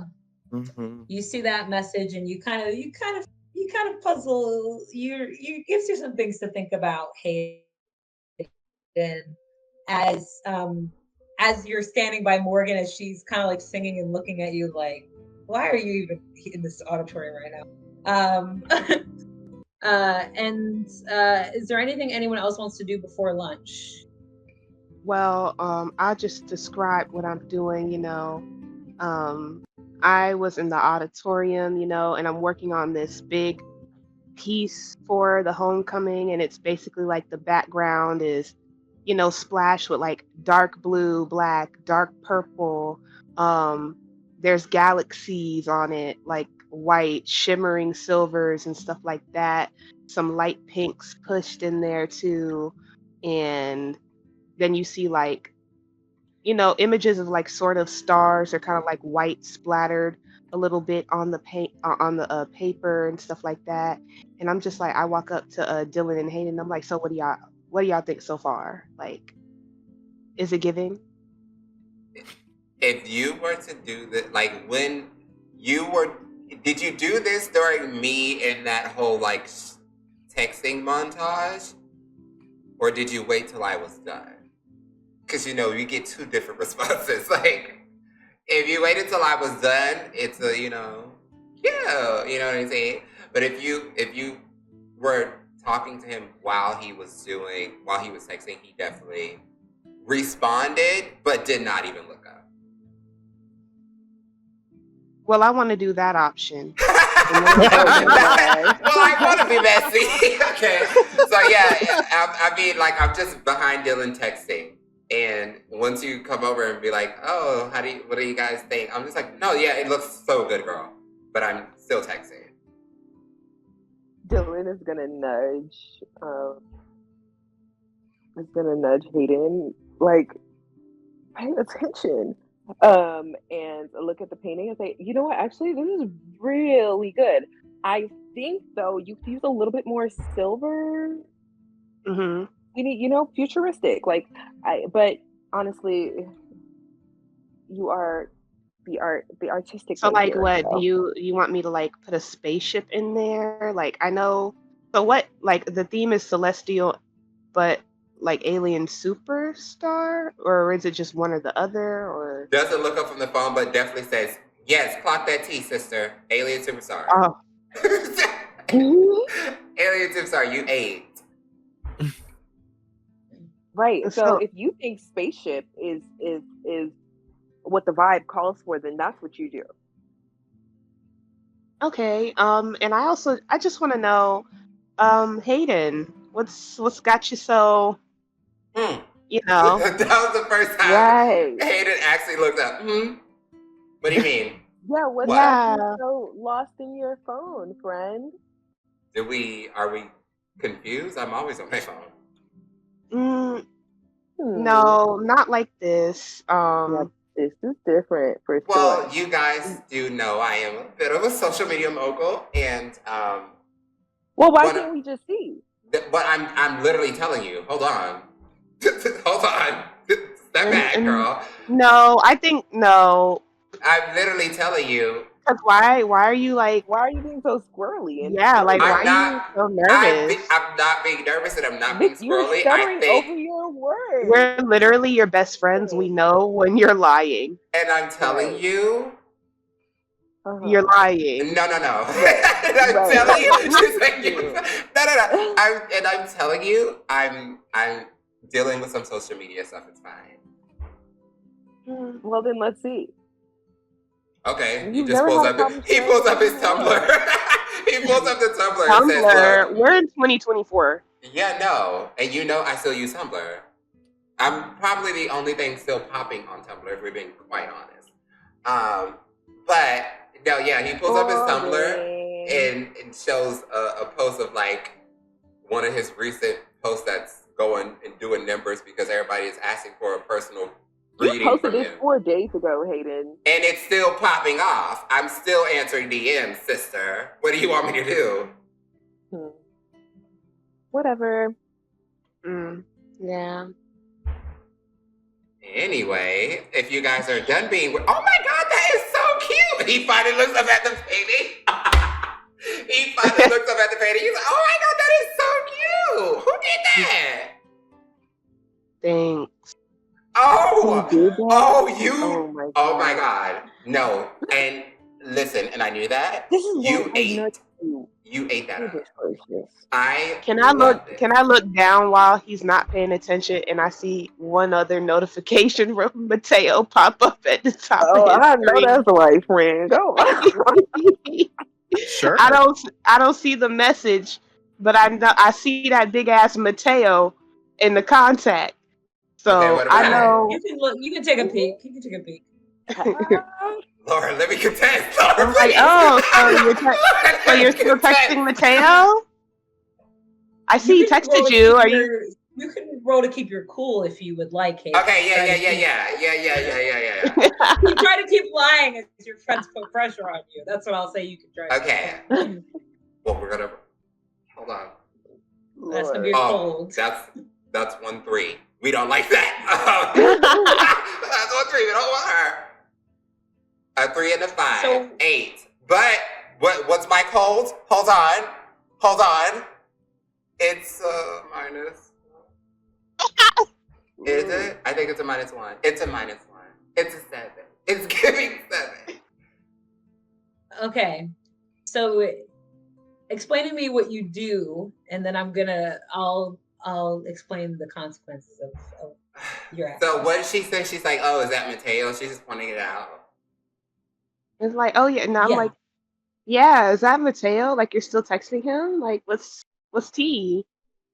Well, actually, I wasn't texting him. He was responding to my earlier message. If you want to delve in. I thought he already responded to that. No, remember, he left me on red and I complained about it because, hello.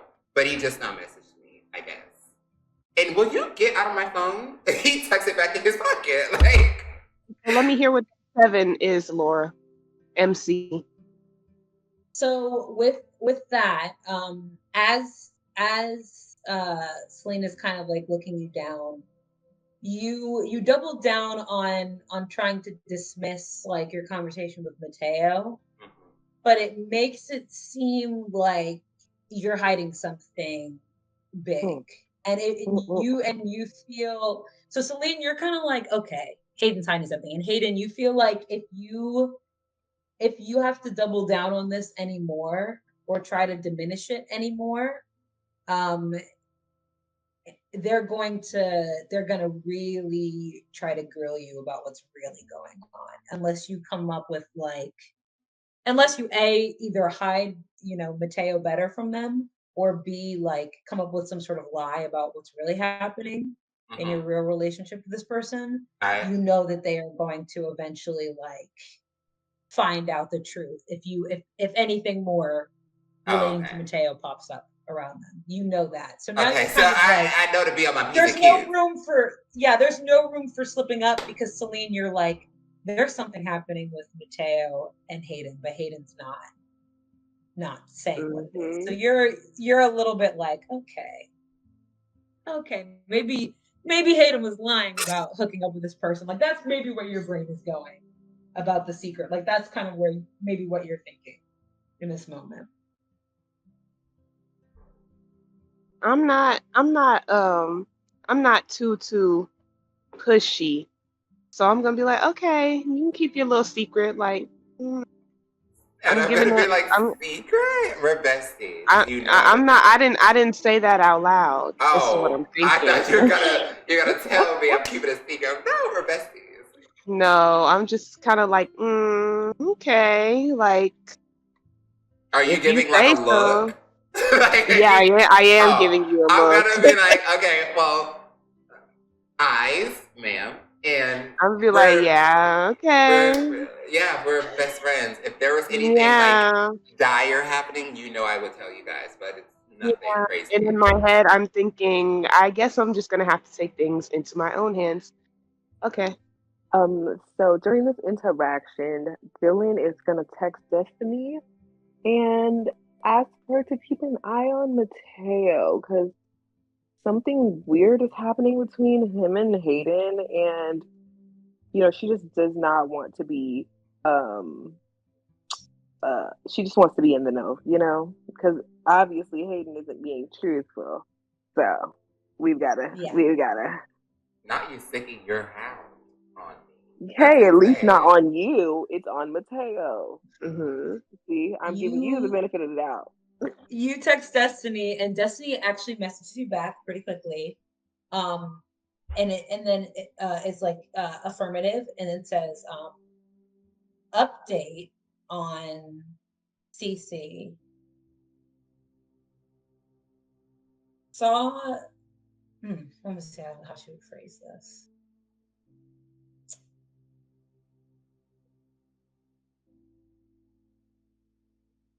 You know how you see her typing for a bit, like she's trying to figure out how to say what she's trying to say. He saw Lexi and Philippa talking at a party last summer, overheard something weird, and it confused him. What did he overhear?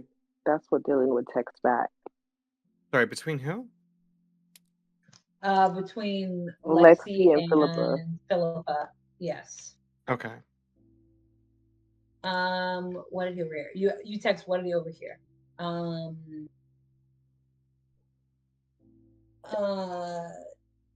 Lexi asked Philippa to write a note for her. And then you see after a few seconds, that's another text, double text, probably just party favors or something.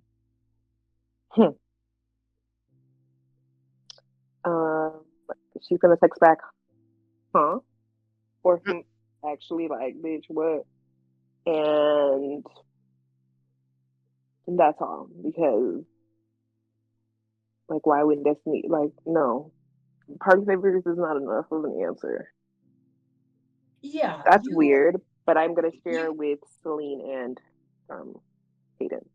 Hayden. I'm definitely gonna be like, yeah, no, he's on my radar. He's doing something.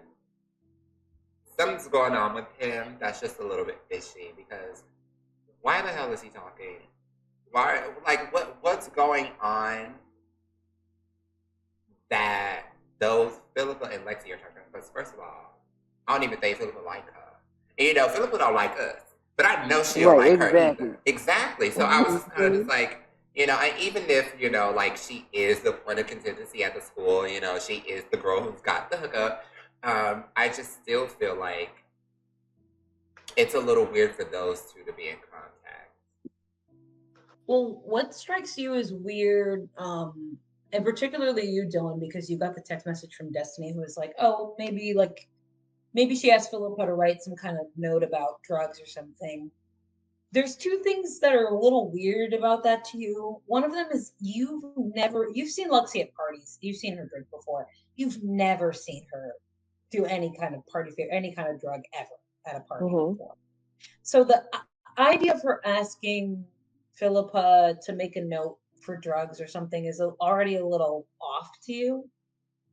And then the other thing that strikes you as weird is that Philippa has her own book, like her own organized book. You've seen it. Like you haven't like go through it, but you've seen her write notes whenever she has like an order or something. Like even when you guys were talking today, you probably after you left, she probably pulled her book out and like wrote a note to herself, right? And she has like a very organized, color coded system of notes. You've never seen her like write a note and give it to someone, like write a note for someone else about a deal she was gonna make. Like she writes her notes for herself. And you're like, why would Lexi ask Philippa for a party favor at this party? You're like it's not like Cece was like, it's not like Cece said, oh, Lexi asked Philippa for a party favor. What Cece is thinking about, and this is confusing to him, and now that you're thinking about it, it's actually a little bit weird to you too, is that Lexi asked Philippa to write her a note. Just like a note. And you're like, that's what, why would why would that happen? Like you can't think of a logical reason that would why that would happen that isn't interesting to you. You know what I mean? Right. Like think of a boring or like unimportant thing that would be happening between the two of them for that to be happening. Like you try to dismiss it like Destiny, because Destiny has a lot going on and like takes in a lot of information and writes a lot of notes for you. So she doesn't maybe like linger on the details like you do, but like you're used to managing people. Like it's kind of like something that comes to you very quickly, and like thinking about like things your mother has taught you about like studying people's behavior.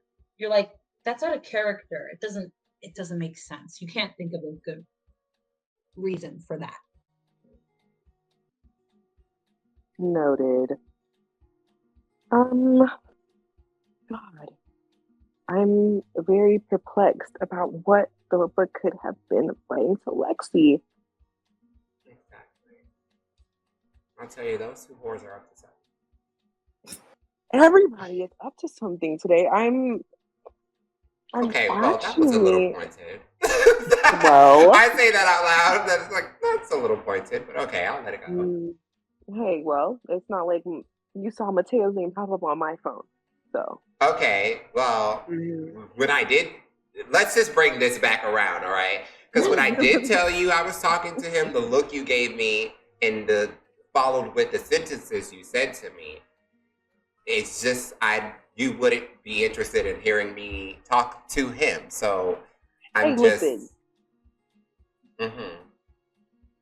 You know, I have a history with Mateo. He used to be a great part of, all of our parties. He was always in attendance. He was really a part of the social circle. Yeah. It's not my fault that he had a fall from grace. I'm not even sure what happened there.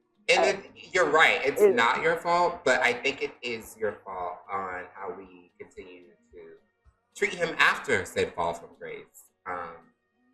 Well, I mean, it was a fall from grace. What am I supposed to do? I mean, don't make I the get rules. it. I It's just follow them. Yeah, well, you kind of do make the rules, but it's fine. You see, like, you don't have to hide Hayden is just anything like, from us, Hayden. and I'm not. I know I said I don't like Mateo, but geez, if you got something to say about him, share it with the class. Why don't you? No, I don't have anything to say about him.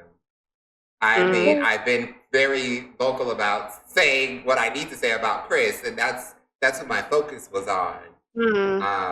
And you saw, like I saw, those two talking in the hallway, did you not? So I got a little curious. Then what? What about it? Where are we now? Okay, you're getting a little defensive. I'm not even mad. I'm just saying, I work on a hierarchy. You know that. It's no offense against anyone. Okay, and I get that. But as your best friend, I'm also telling you that I don't have to like it. Yeah, that's true. And I don't have to like him. So, yeah. I guess we're at a stalemate. Guys. They both, I think we just both look over her like, girl, what?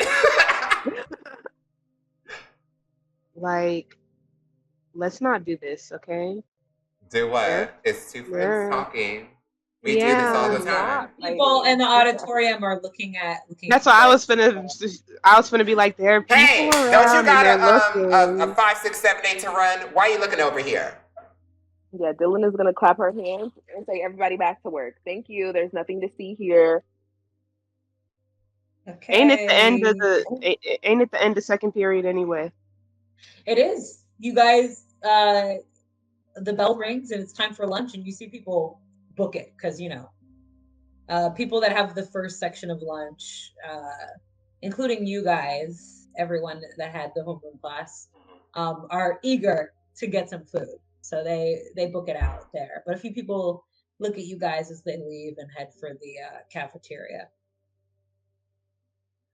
Um, okay, and we're going to the cafeteria. I Yeah.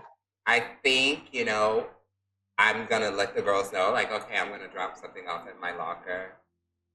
Because Okay, let's go with you. I expected us to actually go over some stuff today in drama.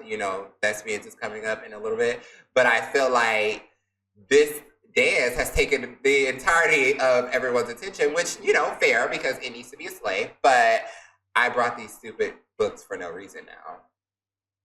You just like, Well, let's go drop it off and then we can go to lunch. Sure. okay, period. So everyone, you drop those books off at your locker. Mm-hmm. Why'd you say it like that? And all of you guys make your way to the cafeteria for lunch. Today it's Friday. There's fish on Friday in the cafeteria. If anyone's unfortunate enough to have to eat from the cafeteria line, there's like a separate snack window. Most people eat from there, but there is like a standard lunch. Most people go for the snack window because you can get like little pizza crushers and like pretzels and stuff, like all kinds of like good stuff, like ice cream and shit. Like everyone's getting Celsiuses and stuff like that. Right. So the snack window is like kind of more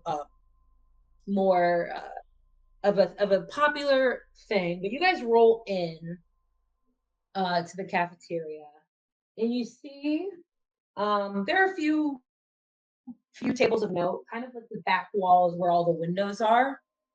There's the hockey team. Some of the people in the hockey team are football guys. They're kind of at a table together. And you see Lexi, some of the mathletes. They're kind of like the cool, like a different type of cool than your cool, Dylan, but still like a type of popular, like these really smart people, like engineering people, all at this one table.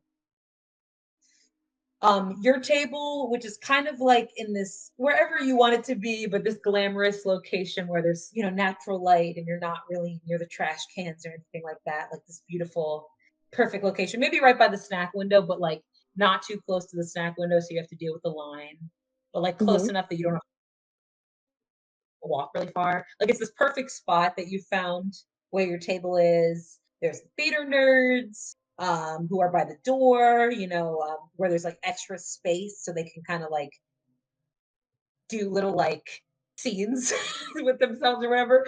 And then there's kind of like the tables on the fringes, closer to like the cafeteria, by the trash cans, maybe. Some of you guys are hanging out over there. Some of you who are trying to lay low. And you see CC sitting at a table with a few of the guys. He's not really actually a football guy, he's just a hockey guy. But it's football season. So, I mean so he's hanging out with a few of the guys. You see Mason Evans, he's like this super popular jock. He's actually like the quarterback of the football team. So he's at the table. You see um, Samantha Chen's also at that table with her new boyfriend because her last boyfriend wasn't hating CMs or whatever. Right. So Samantha Chen is at the table with her boyfriend Logan. He's also kind of like a sports guy. He's wearing a Letterman jacket. And you see a bunch of people over there that you probably don't really associate with. You do see that Lexi, kind of like isn't actually at her typical table and is like chatting a little bit with the jocks for a bit, before she kind of goes to sit with her normal clique. A few of the theater people wave at you as you walk in, Hayden. They're like, "Hi," and they're Hey, prepping for the yeah. audition for the fall musical, which is going to also be this weekend. It's kind of a High School Period. Musical situation. There's a lot going on at once. Right. And they're prepping. They're dancing and they're singing and their monologue cuts, and they're prepping for auditions as you guys all find your way in the cafeteria. So what do you guys want to do during lunch? This is like prime time. I know Celine wants to steal from Samantha. Mm-hmm. I don't know what Samantha has right now, but I need to know what she has that's important. How do you want to go about trying to steal from her? Hmm. I mean, I was just gonna, cause she's got to go get that food. I mean, unless she brought her own food. Let's see. Um, Odds or evens? Odds. Uh, oh, okay.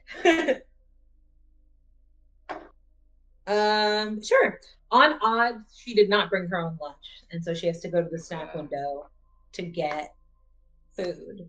So she gets up to go get some food. You see her boyfriend is watching her stuff, but he's also kind of in conversation with some other guys. So you see her boyfriend, uh, Logan. He's the only thing that might be in the way of the bag right now. But other than that, she's in line. She's totally distracted. And you see he's talking to a bunch of guys over at the table. So I see that, cause I'm gonna go. Do you need your, yeah, you need your student ID to get into the homecoming dance. Yeah. And I see her student ID just sitting in one of those little pouches in a bag that don't really have the zipper on it and stuff. Cause you got to scan it to get into some places, stuff like that. So it's kind of just sitting out. And I guess I'm going to try to go over to the table and be like, Dylan and Hayden are helping with the homecoming dance. You guys make sure to be there, and be like talking to them and stuff. And Yeah. I'm just gonna try to like slip that out of her bag. It's right there. So Okay. I'm gonna count this as a part of like Fey trickery. You know that you can probably distract someone by making a promise. So you see there's a bunch of jocks here, and you've just got to get them to agree to a promise. Um, so what I want you to do, you can either roll whatever you prefer, hot or dark, but you see there are a bunch of these jocks are looking at you as you start talking to them about the dance. There's Logan, there's Mason, and there's Chris, who is like a little bit meh. And if you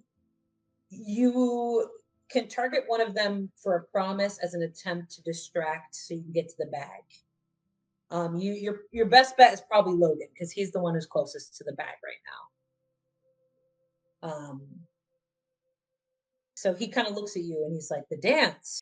I didn't know you were a part of the committee for that." yeah, I don't know what to I don't know what to promise him. Oh, you can just try to make him promise, to save you a dance, to go to the dance, anything, any promise you want, you can try to get from him, anything you think will be useful. Um, you can either roll hot, if you want to like try to be flirtatious, or you can roll dark and try to be more maybe like leaning on your powers to get him to promise. But you just have to get Ooh, whatever you I want to do. I rolled hot because Samantha always get her man took apparently. So and I and it was 4 and a 6 and a 2, so the total is 12. Great. So what do you say to him as you're flirting with Logan right here? Yeah, he's already kind of like eyeing me, you know what I'm saying? His girlfriend's not around, so he's kind of like looking at me, and I'll be like, um, Oh, Sue. I could, I'm no good at this. I'd be like, oh, when your girlfriend not around or something, like I could promise you a dance. Like, I'll give you a dance. I don't know. Yeah, and you see he kind of he gives into you. He goes, of course, yeah. I promise I'll dance with you. And when he says promise, you kind of feel something click into place, the satisfaction of getting a promise. I wish I Uh, could put that GIF in the chat of like that evil smile, like you Mhm. just like you off of feel the it. like the Princess and the Frog, where it's like, "Are you ready? Are you ready?" With the pyramid. Oh my god, not my trauma. And as soon as he says the word promise and he's kind of like distracted, you manage to grab the card and tuck it away. And no one notices. Yeah, she not getting into that dance, baby. Period, friend. Oh, not you ate her up. Yikes. We hate her. We're Is so it? nasty to her. Hey, that's Samantha. And And she you know shouldn't have what? tricked And you. right. And I'm looking at her do this, and I know she's got it handled. I could see the look. I could see that, like, I think Hayden is really good at reading people. He reads tarot on Tumblr for, a small living. And I think he's really good at reading people. So he saw the moment in which that man's resolve broke. And he's like, okay, my sister's got this. Yeah. Because I was looking to get back up, but like she got it, so it's like it's whatever. But I do look around to see like the where our other home rumors are, and as like Dylan, I think would probably, I don't know, be either in line or still next to me, probably. But I want to look for the other two. I'm trying to see where Zane and um, Mateo are. Yeah, where are you guys in lunch right now? Zane and Mateo. Zane, do you want to start? Sure. Um, I'm at a I'm at a table by myself because nobody wants to sit with me, and Let's sit with you. Right by the trash can. Right by the trash Sorry. can. The trash can table. No one wants them. yeah, and I'm trying to eat and just take a nap. Okay. And then Mateo, what are you doing? Okay. I'm checking first. Is Destiny at her table yet? Destiny would be at the table where Dylan is. Probably. Yeah, I'm just Or, trying to check if they're yeah, like sitting or in line. she's definitely sitting right now. Okay, She's cool. probably brought lunch home. I don't think she eats the food here. I'm gonna follow up then on what Dahlia told me before, and I'm gonna walk up to Destiny and ask her about like the details for the party. Great. She looks up as you approach. Dylan and Hayden, would you be at the table right now, or do you, or I'm you gonna guys? ask Dylan a question. I'm gonna ask Dylan a question. And I would say, Dylan, before he asks that question, I walk over to the table and I sit down. Okay, so you're at the 'Cause, table. yeah. Dylan, are you at the table as well? I just want to see who's I there. am at the table okay. and I see Mateo approach and I Okay. say, Whoa, whoa, Mateo, we were whoa. just talking about you. Why don't you have a seat? No, it's okay. I'm not gonna be long. Once you Oh, say that, I immediately get up. And I sprint And I'm looking, and I go over to Zane's table and just plop down, and then I tell Zane, I'm just here. Something's going on, and I'm trying to look from afar because this is ghetto over there. And I'm just like sitting down, watching them because I was gonna ask as soon as she spoke up. I was going to try to pull her away when I clocked him coming, but she kind of got to him before I did. So I'm like, the quickest thing I can do is remove myself from this situation. Hayden runs across the room. A few people look at her like, okay. Would that be a volatile roll? Yeah. That would be. Roll volatile. It's not that big of a nasty spirit. I have a... You did run away. You did say run away. I did. I have a... I got a -1. Okay, hold on. Let's see.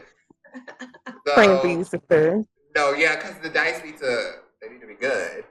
Okay, that's 1, 2. So it's already at a 1. Bitch, it's a 1, girl. So it's a total of 2. You mark experience for your failure. You're gonna get an advancement at this point. You do not manage to get away. You trip again. This is not your first time tripping today. You try to get away. You trip over someone. Someone just put their bag by the side of the table, and you like literally your leg hits the side of the table and you fall. I just get up and be like, I'm gonna go over and help him up. I was gonna say Dylan is definitely gonna try to help him with that. My friend can't go outside like you bitches need to get these bags out of the way. Also want to go help him up. Like, girl, what? Just 3 people just dart to his aid. 3 people come to help you. Are you okay? Wait. In between them coming, right? I'm gonna give a certain look to Mateo and give it's a look kind of reading you should take this as your opportunity to get away. Oh, okay. Make a. I would say that would be a cold because you're trying to shut. Okay. So I want you guys to roll cold. Oh, no, wait. Here's what we're gonna do. You're gonna roll cold. We're gonna have Hayden roll cold first, and if it's successful, I'm gonna have Mateo also roll. Well, it's not gonna be, but we're gonna. Right? I got a -1. It's okay, and I'm not really a nasty spirited girl. I'm just. Hold on. Okay. First one's a 5, so we're already at -4. We're already at 4 because we had the -1. Okay. And then 4, so that would be 9, but it's -1, so 8. Yeah. Okay, so that's a mixed success. Because you've got a mixed success.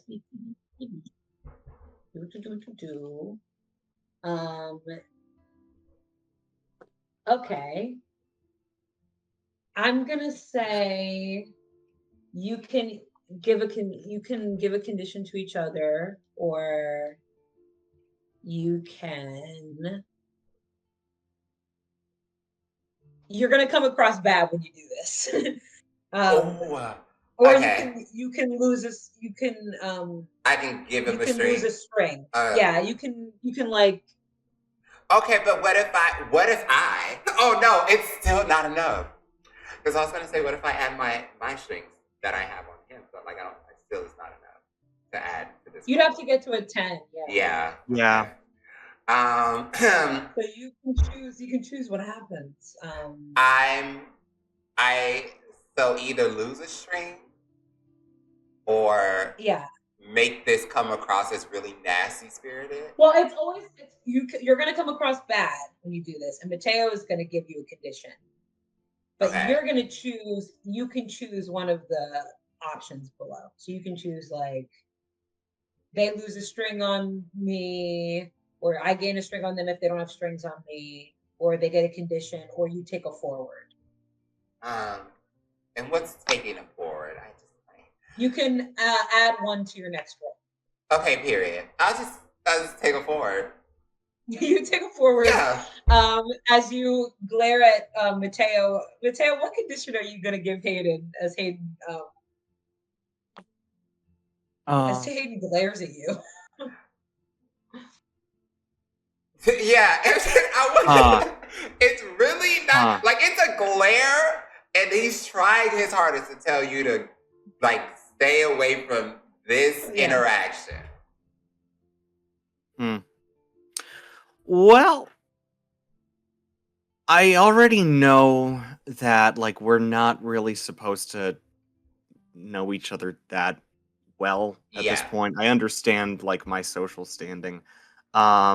So I'm gonna take this opportunity to stop myself from like going to check on him and immediately turn to Destiny instead while Dylan is focused on Hayden. Right. And while Celine is also focused on Hayden. Um, Hmm. so I guess the condition I'll give would be not worth my time. Okay. Yeah, not worth my time. So that'll be the condition. Okay. And you turn to Destiny as the other two help Hayden up, and Destiny goes, "The party, right? We were supposed to talk about that." Yeah. Dahlia mentioned it before. Um, is it gonna be the usual spot? Your place?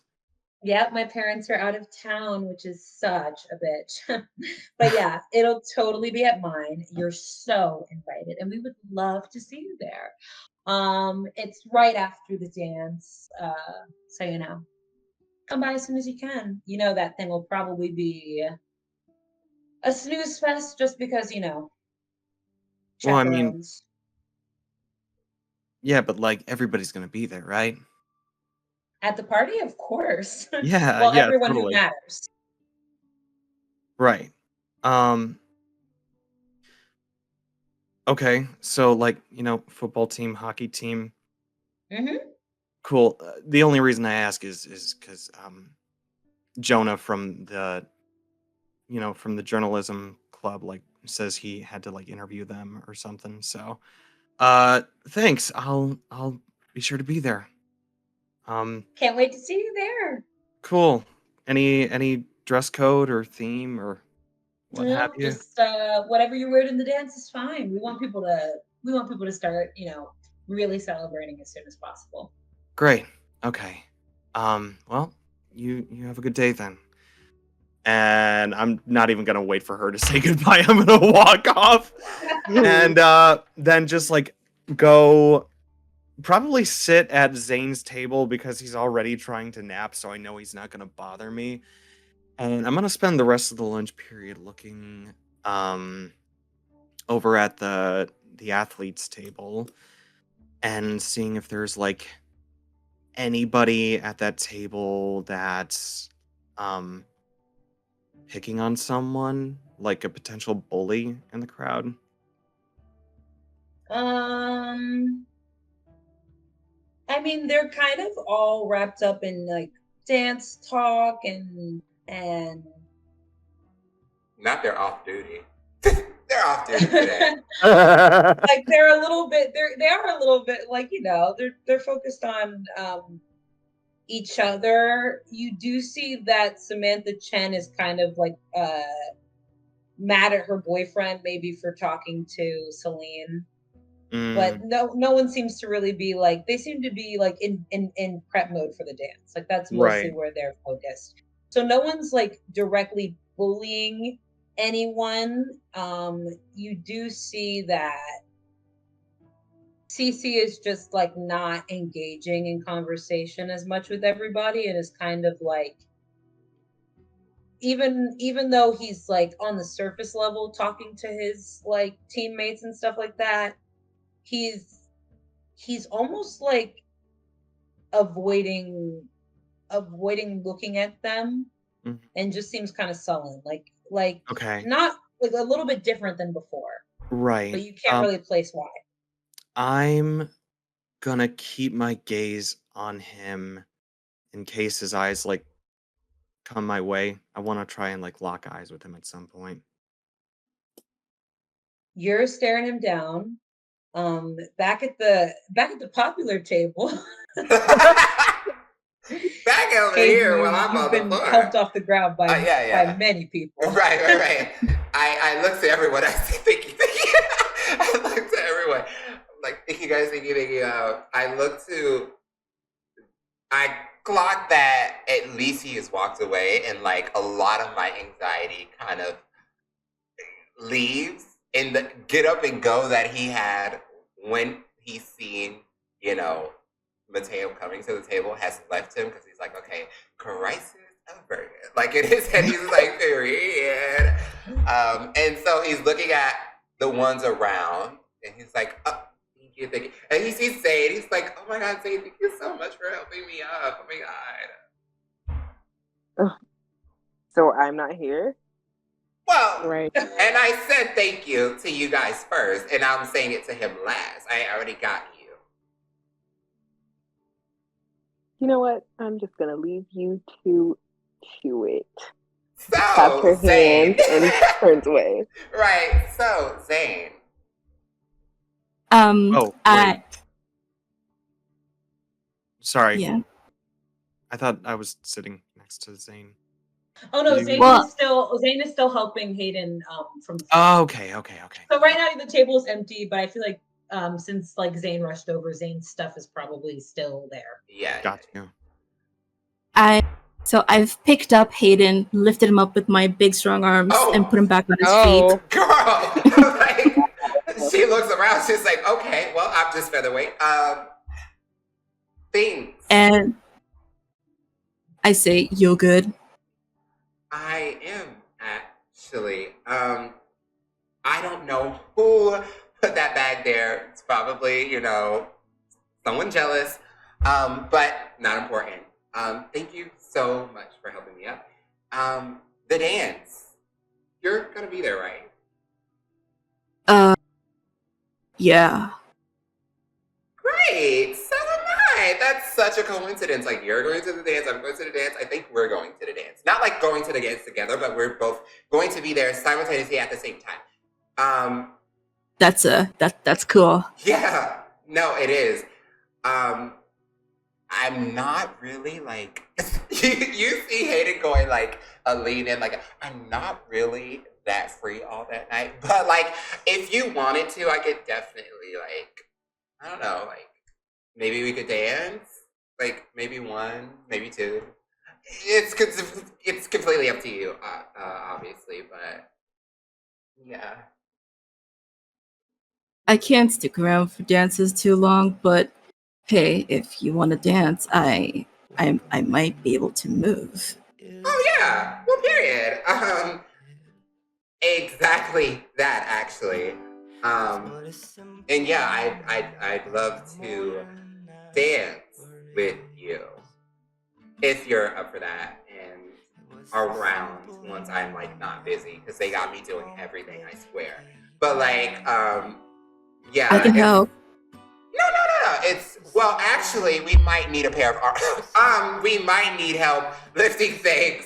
I will check back with Dylan.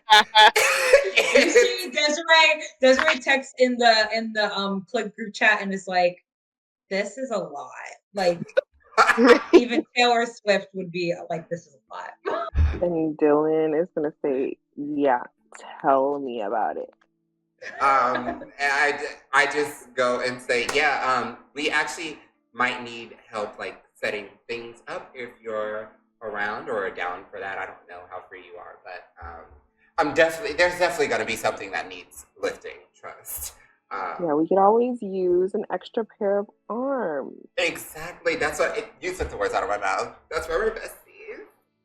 Maybe especially for Hayden. Oh, okay. Well, I fall 2 then times, I'm and gonna now text her suddenly back I'm just and be a like- big bitch.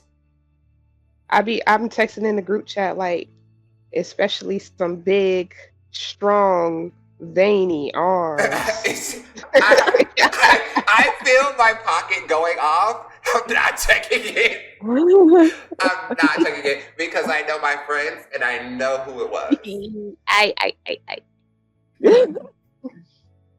I'm gonna text back LOL, and then I'm gonna ask Zane to come sit with us. Actually, you know what, Zane? If you don't mind, we could come sit with you. Oh no, I don't think that's okay. But no, it just seems like you guys want to spend more time with him. I don't understand. And we just complaining about okay. Well, it's a little awkward to do that with people around, you know. Is it? Who cares what people think? No, I'm saying like it's awkward to hang out with him around you guys. You were literally just. Ooh, you know what, Zane? I'm so sorry for making you uncomfortable. Were you about to say something? And I'm just sitting there, you know, twisting my hair around my finger, like, like, you know, just looking at him with big old hard eyes. Oh my god. She sees a finger snap in her face. She sees a finger snap in her face, like, girl, wake up. Like, okay. I take the opportunity to tie half my hair up into like a half man bun, and then I tell Hayden, so I have things to do on the day, but you have my number now somehow. Your friend from, you used to play a sport, right? Football? Yeah, I'm so bad with sports. Honestly, if it's not K-pop or social media, don't count me in on it. But yeah, you used to play a sport, and you know, I'm pretty well connected to the girls around here. And I just asked for your number from one of them, and they kindly, graciously gave it to me. I don't have friends, but you can keep my number. Oh, okay, thank you. I mean, I wasn't gonna lose it, but thank you for like the official permission. Dylan is just coughing in the background, trying to stifle a laugh.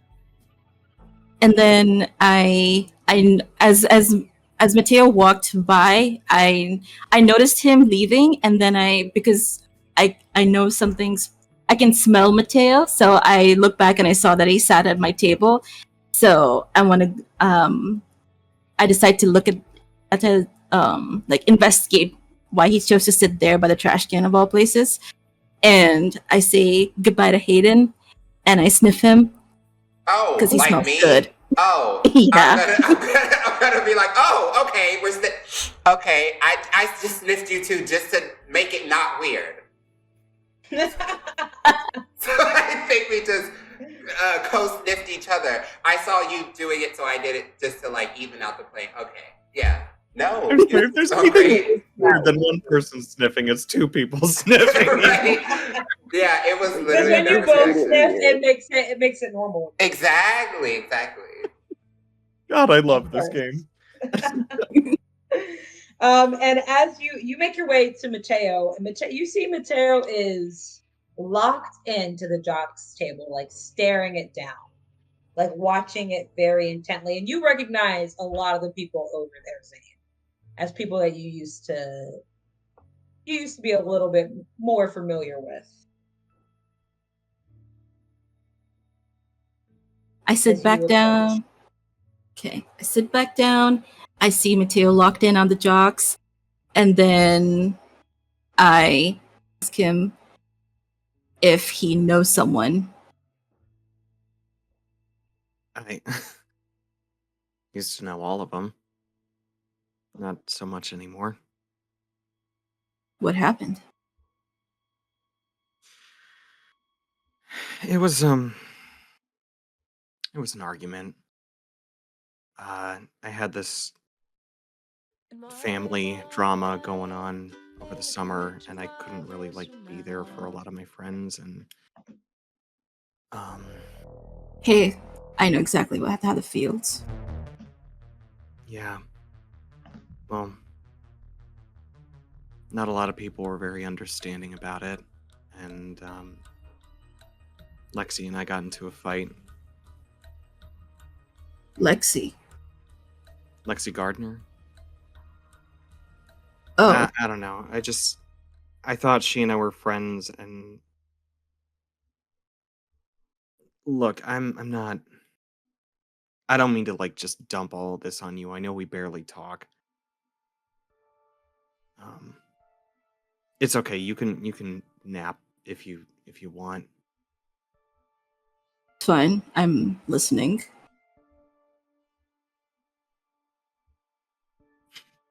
And you, Uh, Zane, you think about this morning, and you think about that purple. You think about the purple nail polish. It keeps popping up in your mind, and the smell. You know Mateo's smell. It's changed. It used to be a little different before. Um, and now that you're up close and you're looking Mateo over, you don't know what it is because you know Mateo's not from the other side. It's not that. But something's just a little bit off to you about this whole situation.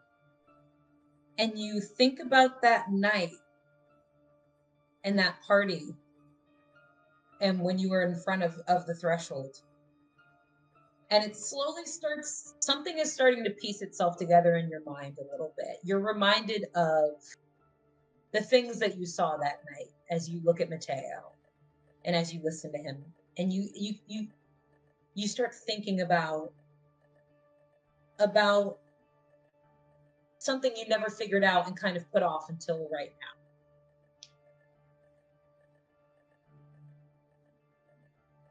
Uh, can I gaze into the abyss? You can gaze into the abyss. Okay. I asked Mateo, were you at that party a few months ago at by the stairs? the one at the bonfire clearing. Yeah. Is that where you and Lexi got into a fight? No, that Lexi and I got into a fight a couple of weeks before school. I'm Make me sorry. a Why are you asking me this? I didn't see you at the party. Uh, is this? Can I roll? yeah, roll to gaze into the abyss, roll dark.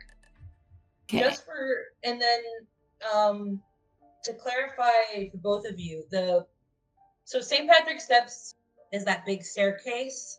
Yeah. The party was right by the steps, but a little bit closer to the threshold in the woods proper.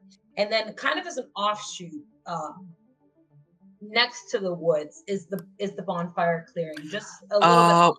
I'm sorry, I Mhm. messed that up. Yeah. No, you're my so bad. good. Just to explain the geography and topography for you. Got you. So when you think of the bonfire clearing specifically, that's one of the last places you remember going to, and that Right. is kind of the last thing you remember from that night. That's Right. a little bit closer to where the threshold is. And for you, Zane, you remember that is the place that's where you saw everything that you saw in the morning.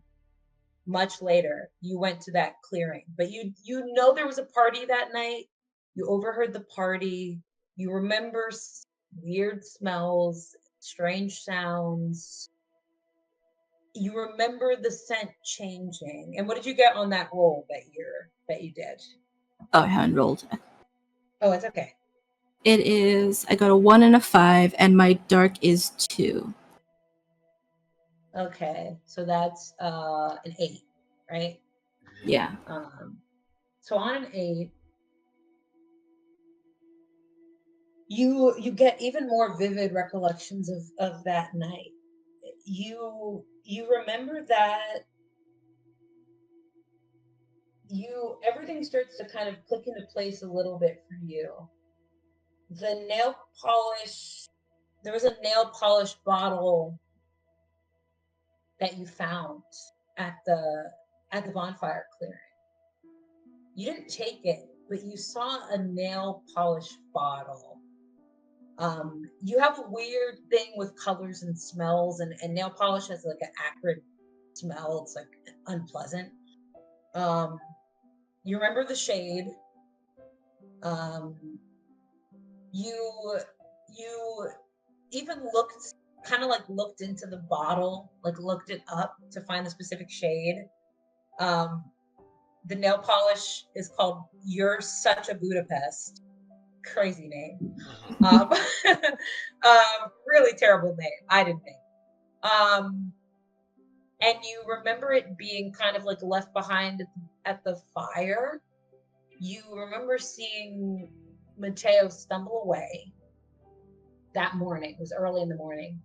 And remember, that is the exact moment when the smell that you used to recognize as completely human changed into a different smell. Something that almost is a little bit off, like something that's closer to death or rot or decay. Like right now, kind of like tuning your nose, focusing again. He smells even further. He smells even less familiar. He smells even more like rot. And you don't know when it started. It must have been over the passage of time that the smell got worse, but you've never really actively tuned into it until now that you're having this conversation. And you're like, wow, that is a lot. That's stinky. Yeah, it's stinky. It's a little stinky. You're a little bit like, oh, you know what I mean? But you remember that, and only so much as like only to say the shade, the color of the nail polish that Lexi was wearing is the exact same color of the nail polish in that bottle. And you only just put that together right now. Now that you've thought about it for like just a bit, you're starting to kind of piece that together. Okay. And as I'm piecing everything together, I decide that that Mateo seems to be in some sort of trouble, and that I need to keep my eye on Lexi. Yeah, you sort of piece that together, and you look at Mateo, and the two of you are kind of looking at each other at this lunch table. So you said that was a 7 or an 8? That was an 8, yeah. Okay. Is that gonna follow some kind of condition or? That was just looking into the abyss. Okay. So that was, yeah. So you don't really notice anything. Maybe you see him sniff. Okay. Like watching him, and you're that's like, the problem. is he smelling me right now? That's the problem. Yeah. As you watch him, you're like, is he smelling me? And that's kind of the only thing you would probably notice looking at him. Maybe his eyes kind of glint against the artificial cafeteria light in a weird way, but mostly you're like, is this guy smelling me? And that's like the thing that you see as the two of you look at each other.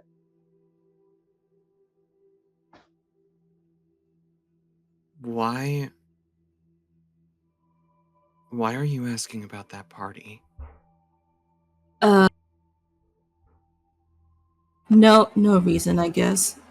Okay, I grab him by like the cuff of his shirt and I pull him into my face as close as I can, and I ask him again, why are you asking about that party? Dylan is tuned into that table No, right she now. is too. I think both of us. And it'll be grab your hand when I say this. But I'm like whispering. I want to make sure nobody fucking hears me. Yeah, no, we're not. We can't. We hear just anything, see but you jacking this boy up, and that's alarming for us. So I'm going to lean over lean over to Hayden and say, "Are you seeing this right now? Like, what is happening?" Um, No. yeah, I'm gonna whisper to you. I'm gonna whisper to you, Fred, and I'm gonna say, "Do you trust me?" the most CW line. Do you trust me? Of course, I trust you. All right, and with that, I'm just gonna pull her, and we're gonna walk over there. Okay, I think I want you're grabbing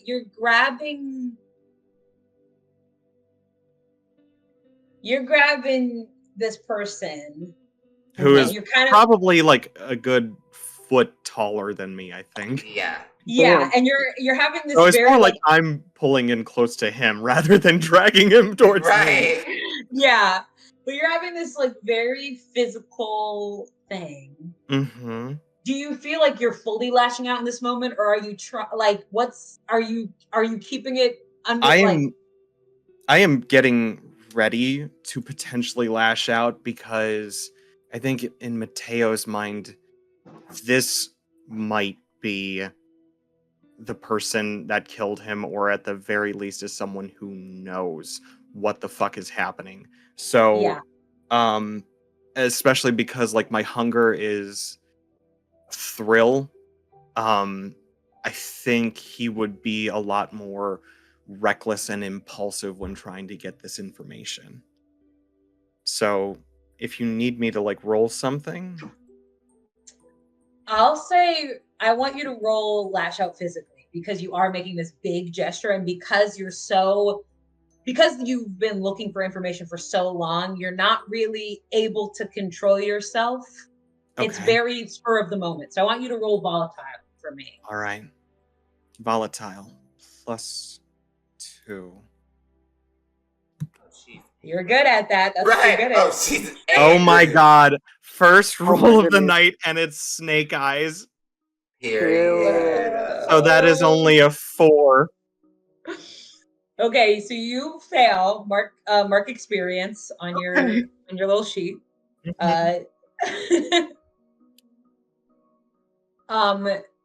Zane is hefty, and not just hefty in a mortal way, like in terms of like, oh, he used to be on a sports team. Mhm. There's a preternatural strength to this individual, and as you try to like hoist him, it's Mhm. almost more like you said. It's more like you really are leaning into this person and grabbing them by the shirt. You don't really Yeah. manage to move Zane at all. Okay. And so physically you don't do any harm, Right. but you are honestly, but you're not able to come across as maybe as intimidating as you're trying to when you lean in. There's a desperation there that I Probably think is tears very, forming in his eyes, being like, yeah, just fucking tell me. very clear to Zane that you are desperate. Yeah. And like not maybe like I think Zane, you don't even smell like I mean, you smell a little bit of confusion and fear, but you don't feel maybe ill will from this person. Like you feel like this person is desperate for whatever information they can get from you, as Mateo leans into you. Okay. Do I have to roll to keep my cool, or because I'm so big I don't have to? I don't think you're afraid. Do you feel like you're afraid of Mateo in this moment? No. Then I don't think you need to roll. I don't think Okay. I don't think you're afraid of, because I think you see how vulnerable Mateo is looking at you. You're not afraid. Okay. I'm gonna say, Mateo, I'm not trying to hurt you. And you can't hurt me. I can help. How? At least let me look out for you. I'll let go of his collar. And Okay, we are. I think this is the point where you guys. Okay. Because I'm trying to figure out what am I hearing. Hey, I'm gonna be like, hey, so they're whispering, so I'm just gonna go over. I'm gonna say, oh, hey, Um, Now, why would you do that? just I I thought we was told gonna do a bitch, sneak did you attack. trust me? Like I told you, just that you're supposed to trust me. I'm gonna say, Okay. hey, hi, you two. Zane, remember how we were talking about we might need your help? Right. We actually need your help right now. They are literally just lifting the stage they finished in second period. They just finished it during the lunch. Yeah, we worked them during lunch. And they just finished it. So if you could go with Dylan and she can show you where they are and you can help her help them get the stage in the auto. Where are we holding this in the gym? In the gym. And I'm going to look at Hayden confused, giving him Take all him. types of eyes because And yeah, and like what you the read fuck? in my trying eyes, to I'm see telling what's you, take him. I am trying to see what's happening with Mateo. Like, what? I want And to no, Mateo is you trying said his you best trust to me. not burst into tears right now. Look, you said you trust me. You have Okay, to I'm trust gonna me. go. Yeah, let's go, Zane. We're gonna go to the auditorium. Yeah, I mean the gym. The Right gym. this way. Gym, Come on. yeah. Yes. Yeah. The Okay. gymdatorium. Right, exactly. The That. gymnatorium. Hey, the gymnatorium. And once Let's go. Yeah, once you I guess do that, I'm gonna go to Mateo and I'm gonna be like, hey, can you follow me? Is that I'm not gonna force you. I'm too small a girl to be doing that. But like Yeah. see, yeah.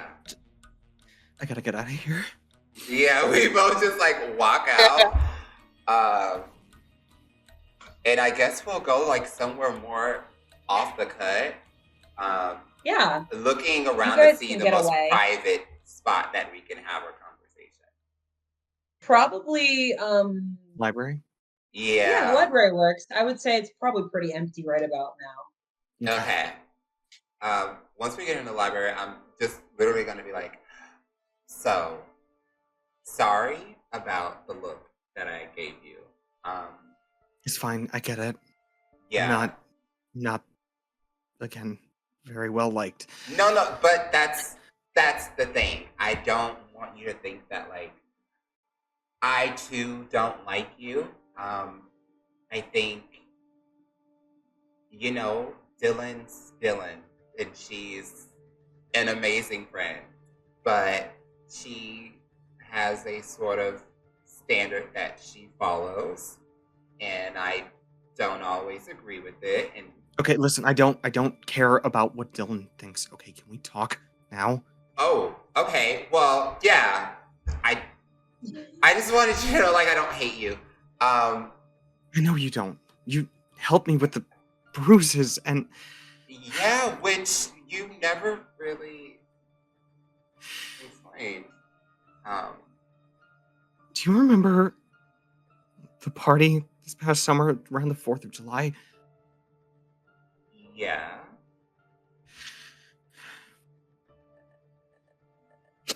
Hayden, you make jokes about being like a witch and stuff. Do you really believe in like all that magic stuff? Oh, I think here, I think I will try to do because here's the gag, right? Like, I'm trying to gauge just how much Hayden can sense this desperation. And so it's more like do I really want to divulge this secret outside Can of I two use my people? string to divulge the information? Oh, yeah, I mean, okay. Yeah. All right. You can definitely use your darkness. Okay. And you can add your string to your roll. Okay, so who's rolling what? I would say actually roll me. You can roll me. It depends on what you're trying to do here, Mateo. I think I'm if trying you're to keep my cool. If I'm trying to see if like I can trust Hayden with like the sheer absurdity of the idea that I died but didn't die. So I guess it's like It would probably be gazing into the abyss just to see if, like, Yeah, how much Hayden knows what he's talking about. All that's what right. I would say. Yeah, roll that and then pull a string. Okay. Cool. Um, that is a 3 and a 4, and it would be a -1 with my dark, but um, the Yep. string cancels that out, right? Yep. So that would be a 7, and then let me see. Esprit de Corpse, which is a ghoul move. It says when you gaze into the abyss will share with you its hunger. Treat that hunger as one of your own until you satiate it, and mark experience when you do so. Okay. So the hunger from the abyss that you feel as you stare into it, as and your ghoulish kind of sensibilities, the little things that are off about you that maybe you try so hard to pin down, flare up. Mhm. This energy of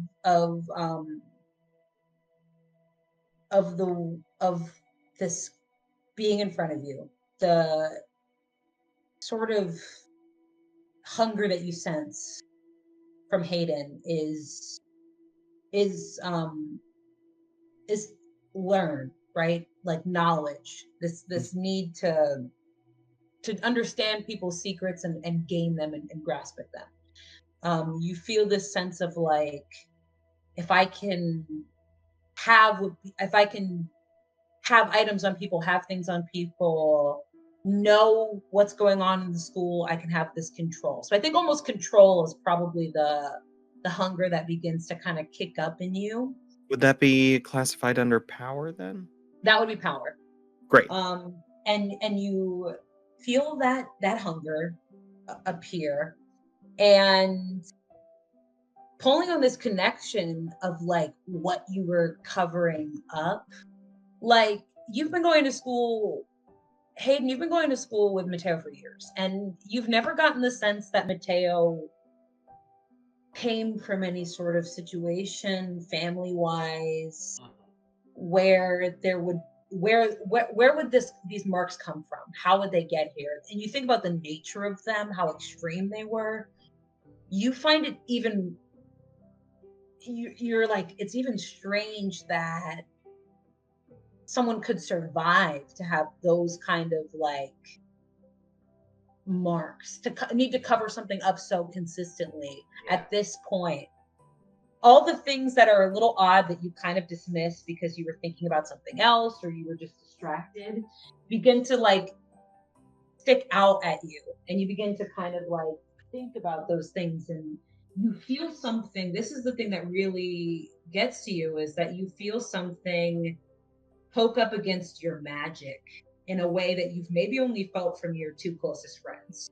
You feel the desperation, the sadness, the emotions come to you without you having, like before when you were able to sense Chris's emotions. These emotions are being pushed towards you as this sense of hunger, of yearning, of an ability to chase a thrill, to chase something, um, to need something.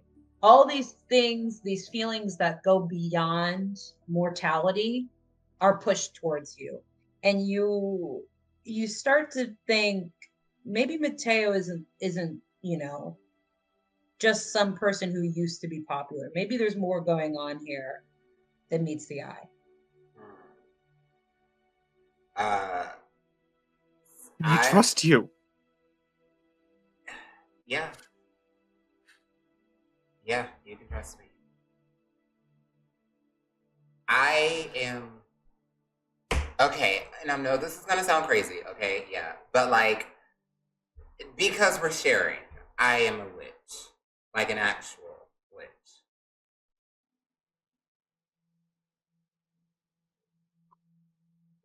He just stares at him real I just blankly. I don't know what I am. And I feel like I've been losing my mind, but back at the party last summer, I was attacked. And I should have died. But here I am. And I don't know what the fuck is wrong with me. Oh, But whoever did it, Zane knows something. okay. And look, and I believe you. But I don't know if, are you getting the sense that he was a part of your attack or that he just knows something about it? I don't know. I'm not sure. Okay. I don't even know who. I think it might be Cece. I'm not sure. I Okay. don't want to jump to anything yet, but I have to find out. No, and I too feel something is off about him. He was drawing things in class and he's stupid, so I don't know why he was drawing, but they were actually pretty good, so I kind of don't ever tell him I said that. He was drawing like pictures that were reminiscent of the party, and he was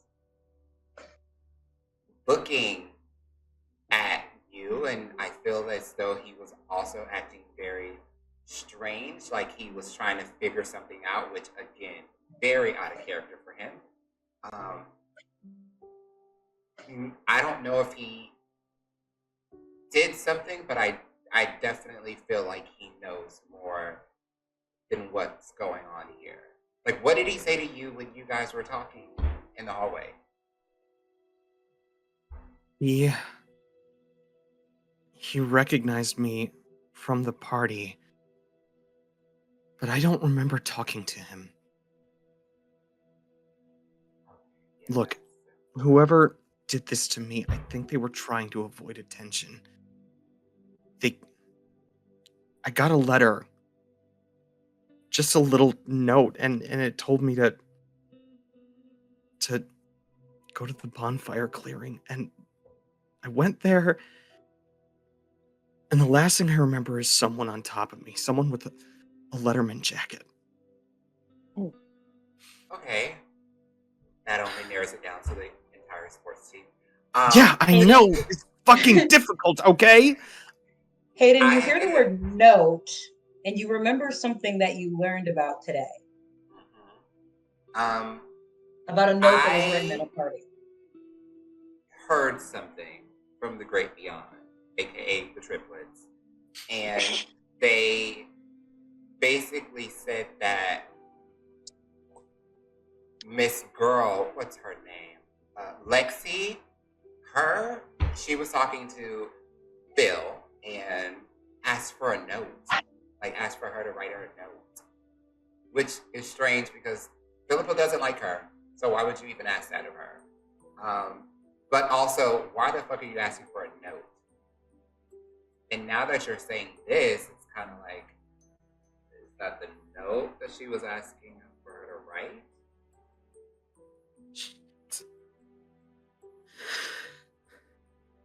Also, don't tell Dylan I told you she will kill me. You know I don't give a shit about that. Yeah, no, I get it. I'm just, we're on a rocky situation today, okay? So, like, I'm trying to keep the peace. But, yeah, that was what she told us. Well, told Dylan and got secondhand pass out. Can you make sure everybody that we talked about is at the party tonight? Yeah. We can at least glean whatever info we can between that and the dance and just get some answers. If you want, and this is a big if because, I'm not really that keen on using my magic, but I can definitely use it to pry out some more information. Please. Okay. Thank you so much. Don't mention it. He says that, but it's like very like, girl, I just promised this person that I'm going to use my magic, and I know, like, I truly would rather not do that. Mm-hmm. But, like, he's like, don't mention it. Fine. Try to avoid jacking up huge bodybuilder students. That's not a good look. Okay. Yeah. So What are we gonna do about Zane? You can actually leave Zane to me. It's definitely gave Debbie right ear tug. It definitely gave Debbie right ear tug. You can definitely. Sorry, hang on.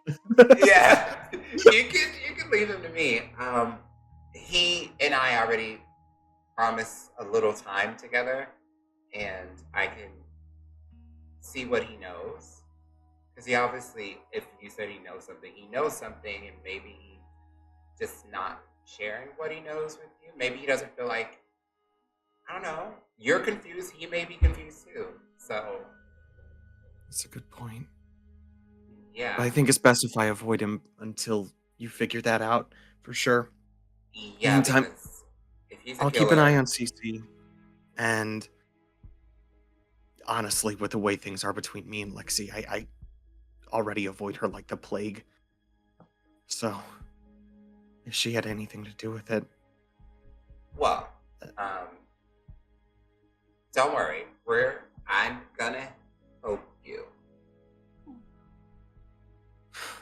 With that promise, because this is a sectioned off period, the mid-period bell rings. But before we resolve the rest of the day, we're going to go over to Dylan and Zane, who are back when they first arrived in the gym together, alone, separately. Cool. Yeah. So the two of you walk into the gym. There's a few students here still working because not everyone has their lunch right now. So there's some students in here working, but it's mostly empty. Right. So if you see those guys over there, they're struggling with that. Like, Zane, could you just help them, please? You know, you seem like you work out. They just need a hand lifting that up. Okay. I guess I could go do that. And what was happening at the table with Mateo? He seemed like he was jacking you up there a little. Well, I mean, he tried to distract you up. Are you okay? Tried is the key word. I mean, obviously, look at you. Right. Well, the fewer details you know, the better. It's for your own safety. Trust me. But I think I can handle my own safety, actually, Zane. I know, but I have a job to do. Oh, are you saying you want to be my protector? Let me stop. That was just a reflex. I don't like you. Well, not like that. Yeah. Well, if you do need help, you're free to ask. Oh. What kind of help are you talking about? That sounded a little pointed. Job is to look out for folks. Gotcha. Yeah, so help right now, the help that I need is definitely with that light fixture. Yep. Dylan is obviously a little flustered from the conversation. It just happened so naturally. Is that all you brought me to the gym for? To fix the lights?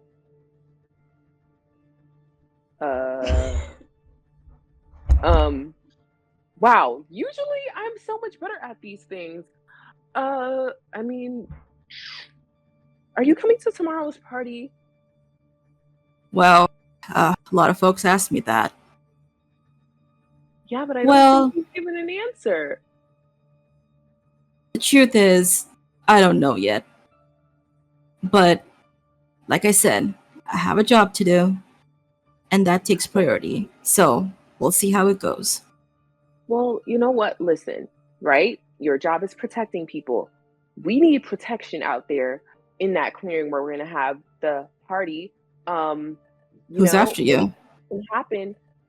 Um, actually, I let me be honest with you for a second. Something happened to me this summer. Um, I won't go into detail because that's none of your business. You're just about protecting people. And I'm terrified of being out there without knowing that somebody is able to do something. Uh, I don't know who it is. It's just there's been this menacing presence on my. Oh my god! Just Zane, please say you'll come. Like, just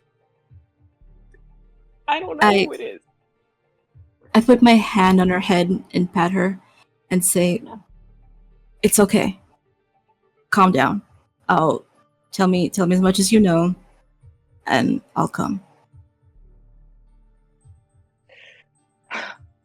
There's been this voice, like, I don't know where it comes from, but I hear it everywhere.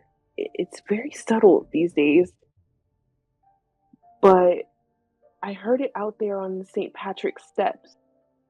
That was the loudest. That was the clearest I've ever heard it. And the clearing isn't too far from there.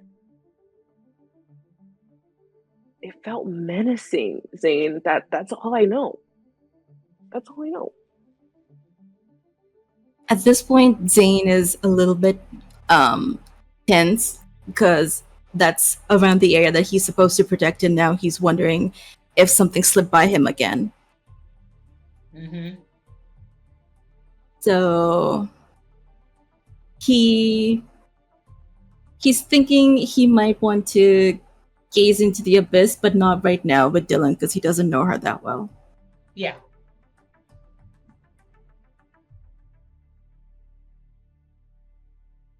You two are kind of in a standstill with each other. And before you can kind of think of anything conclusive to say or do, the bell rings. End of lunch.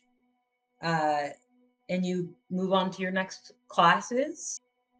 Is there anything anyone wants to do before the end of the school day? I'm gonna go to my locker and pick out the heaviest textbook in there. Put it in my bag. You grab the heaviest textbook and you stow it away.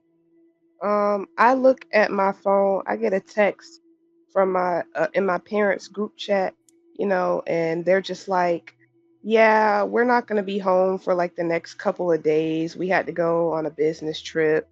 There's some frozen food in the freezer for you.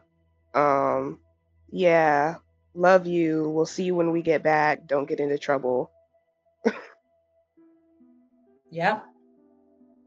It's familiar. You're used to them being gone more than you're used to them being there. Yeah. And it's not pleasant, but you know that you're going to be going home to an empty house, which has its ups and downs, for sure.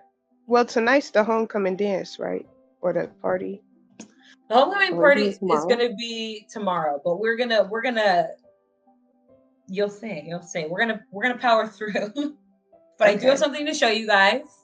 At the end of the school day, you are free to go in the town. Oh, this light is so She's such an artist. She's such an artist. Right. Period. Okay. Hey! So we have the threshold right here. I know the blue's hard to see. I'm sorry. I ran out of black marker. The school is up top right there. Under the school, Donkey's Pizzeria.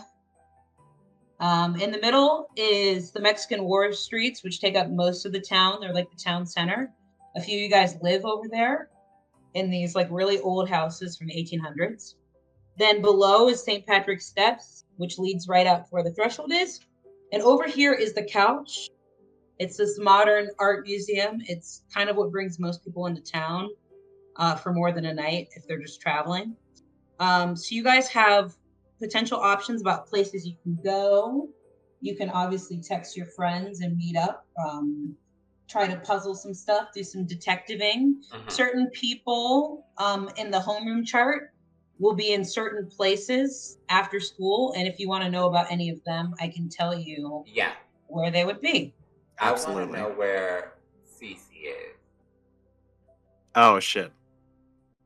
That's a great question.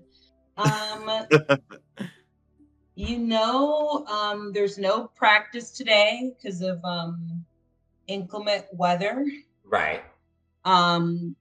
Normally there would be kind of like lots of preparatory stuff going on or whatever. There's a few places you could be, and you could always ask around and text around. A lot of people go out to St. Patrick's Steps just to hang out.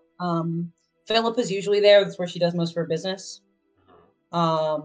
So there's a good chance that Cece could be over here with some of the dudes. I definitely text around. You also know that his mother works at the couch. Oh, I'm not going to his mama. So he might be there if there's nothing going on at the steps. Okay. Like he might be just with family. I'm gonna text around and text like, my drama girlies and anybody else that I commune with that he probably crosses paths with.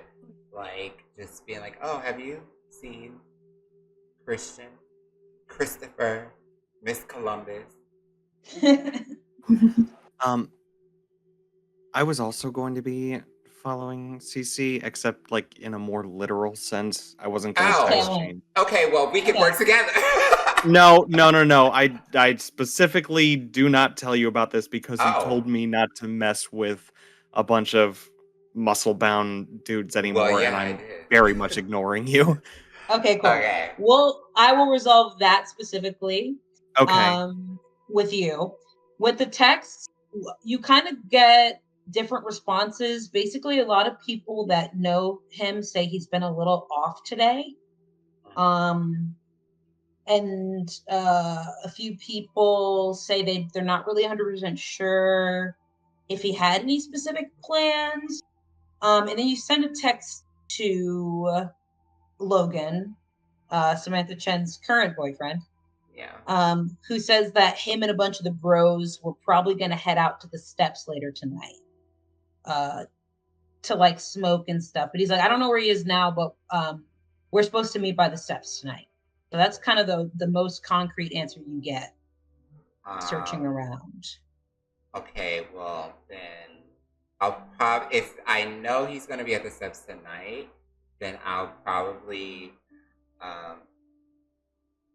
start a little search and just start hitting up areas. Probably the couch first, since that's where his mom. Yeah. See, is he like leaving around there? So we'll start with that. But is there anyone else who wants to meet with anyone else or go anywhere else? I just want to know, where are Lexi and Philippa? I also want to know where Lexi is. Lexi's family kind of like runs the pizzeria. We're basically like they have ownership over the pizzeria. They're not necessarily like managers or whatever. So she kind of goes there because she can get food for pretty cheap there. So she usually hangs out with her people. It's kind of like her hangout spot. Her parents are basically like partners, if that makes more sense. Like they get money from the restaurant, but they don't actually like manage it because her parents own a lot of property. So she hangs out here. Yeah, they're investors. She hangs out here a lot with her friends. So anyone looking for Lexi, she's definitely probably here. She's either here or at home, but because there's the dance coming up, she's probably hanging out with like people. And then Philippa is definitely at the steps. That's where she does all her business. When she's done at the steps, in the rain? she'll go. I mean, yeah. I mean, it's not. There's kind of like an area under the steps where like you can kind of go and avoid the rainfall. The steps Okay. aren't really slippery because they're concrete. I mean, there's no ice; it's just raining. So people are probably going to be tucked away under, and the rain is supposed to clear up later tonight. So if Okay. she's not there now, she might be there later. Gotcha. And For those looking for Philippa. wait, Hayden, where you at again? I have gone off to look for this boy. At the couch. At the couch. Can I come with you, because I don't want to go home to my empty house. If you were to come with me, I'd say, listen. Now, sister, I'm gonna touch your hand when I say this. When I find him, I'm not planning to do anything legal. So, like. Ooh, sounds fun. Okay. Okay. Well, I guess. Period. Okay. Zane, do you have any plans, or are you just heading right to the threshold? Like, is there anything you're doing? Well, my main goal is to get to the threshold, but I kind of want to stop by Donkeys and see, yeah, can see if, if I can sniff something on Lexi.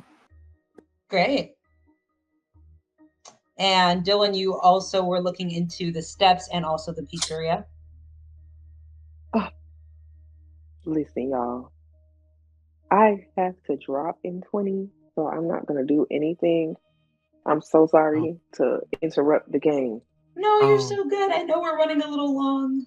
If we It's need fine, to break it because I'm into having parts, fun. if we need to break it into parts, we can. But I didn't want to rush I don't you mind guys. breaking it into parts Period. either, but like, Yeah. I do have Tech Week coming up. My show opens on Saturday, so happy opening! thank you. But it won't. So exciting.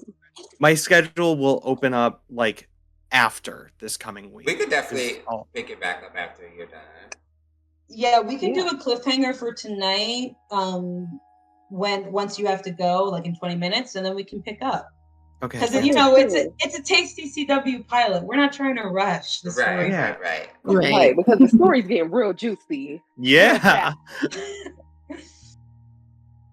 Cool. Okay. So then let's just do some little set up some little stuff for next time. We don't have to rush anything. We'll come back. Sure.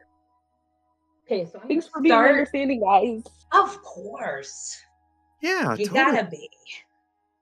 So Oh, sorry. Oh no, you're good. You're good. You go ahead. You go ahead.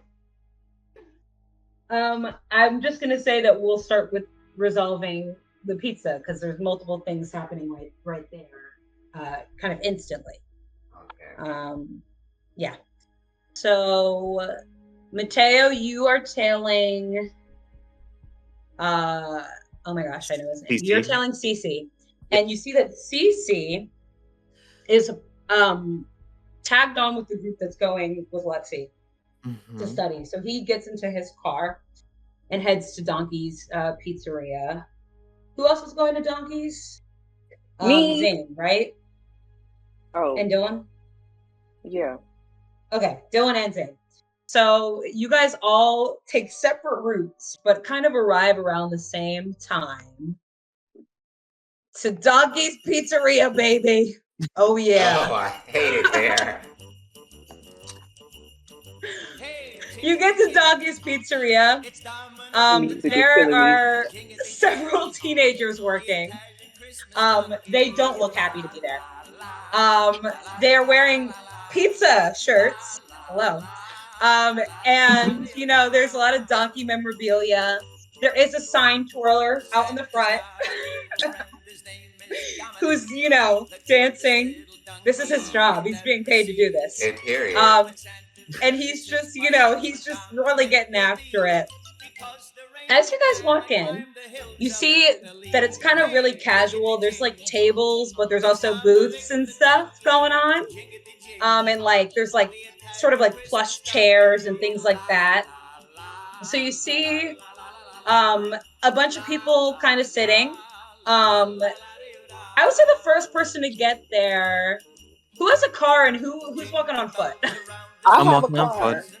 I'm on I foot. don't know about that walking stuff I was about to say, Okay, Dylan is not walking nowhere, girl. at all. Dylan, you're the first to get there. You see, there's a pimply, maybe like 15-year-old who greets you as you walk in. Hello, welcome to Donkey's Pizzeria. We want you to ride towards our specials. Would you, is a seat for one? Or do you want to go to the counter and order? I should, before I order, have you seen Lexi today? Lexi, you mean Alexis Gardner, the angel herself, the angel of Donkey's Yeah. Pizzeria? I know exactly who you're talking about. Um, Oh, yeah, her and her friends are over there at their normal seats. Uh, would you? I mean, I could point it out for you. It's right over there. And he kind of no, points. I He's think that's pointing. perfectly. He's pointing. Yeah, yeah, that's perfect. Can you just give me a, do you guys have salad here? Yeah, is there? Yeah, You after any I'll have kind of salad. particular salad? Just a salad? Uh, whatever you've got, whatever you've got, just bring it to the table. Thank you. I'm gonna go. Yeah, great. Bye. And she just walks away because his whole He energy was salutes completely. you Oh, as you Oh walk. He's wow. very happy to be working. He's in a great mood. Um, you make your way to this table. By the time you kind of are approaching this corner, this kind of it's like a combination of like armchairs and couches and like things like that. And there's like a wooden table, and there's some like food already down there. People are writing and things like that. Uh, while you reach the table, uh, Zane and Mateo, you guys kind of both enter awkwardly around the same time. Thankfully, there are actually two doors. I actually don't think I'd be going into Donkeys. Okay, you're not going in. Because, like, I'm going to kind of retcon that one bit from the backstory and say instead of a Wendy's, it was at Donkeys. Okay, cool. So you're So just I'm like, kind of not allowed in there. oh So if god, there's yeah. like maybe a coffee shop or something across the street or something where I can just look out the window, I'll do that instead. Yeah, there's like a little bookstore nearby that you're able to kind of like browse awkwardly towards the window and Okay, just like cool. watch what's going on. Mhm. But Zane, you get there around the same time Dylan is approaching the table, and you are assaulted by the same very enthusiastic pimply teenager as you walk in, Zane. Um, but yeah, Dylan, you see your order is placed for your salad, and you reach this table of people that you don't maybe necessarily normally talk to. Um, Hold on one second. I'm gonna be like, "Hi guys, how are you?" And I'm just gonna sit down and find myself pull up a seat because why not? Yeah, you look around, you see Lexi kind of like eyes you like she's a little surprised that you're here, but she's not necessarily surprised in a bad way. Um, and you see that she's sitting next to I have his name or right. I had from all my names and make sure that I say the right one. You see she's sitting with a few jocks. Mason Evans is there nearby, and then you see CC is kind of looks up as you approach, and then kind of like glazes his eyes away from you and goes back to like working on his homework, like half working on it. And there are a few people whose names you don't know. And it's not like you've never seen them, but you just like purposely have not learned their names because they're not relevant to you. There's like a dorky girl who's wearing like, some sort of like video game merch, and she's just like, like deep into a book, and typing at the same time. You see a few people are like playing around with some sort of like high tech, like you even see people just like tooling with stuff on the table. And so you kind of quickly glean that your main point of order, the main person to talk to here is Lexi. And as you begin sort of like to start a conversation with her.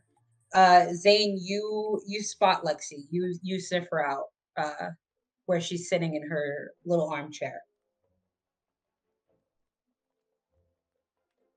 Okay. I think I wouldn't want to talk to her. I think I'd want to observe her conversation and see if I can catch any otherworldly smells off of her.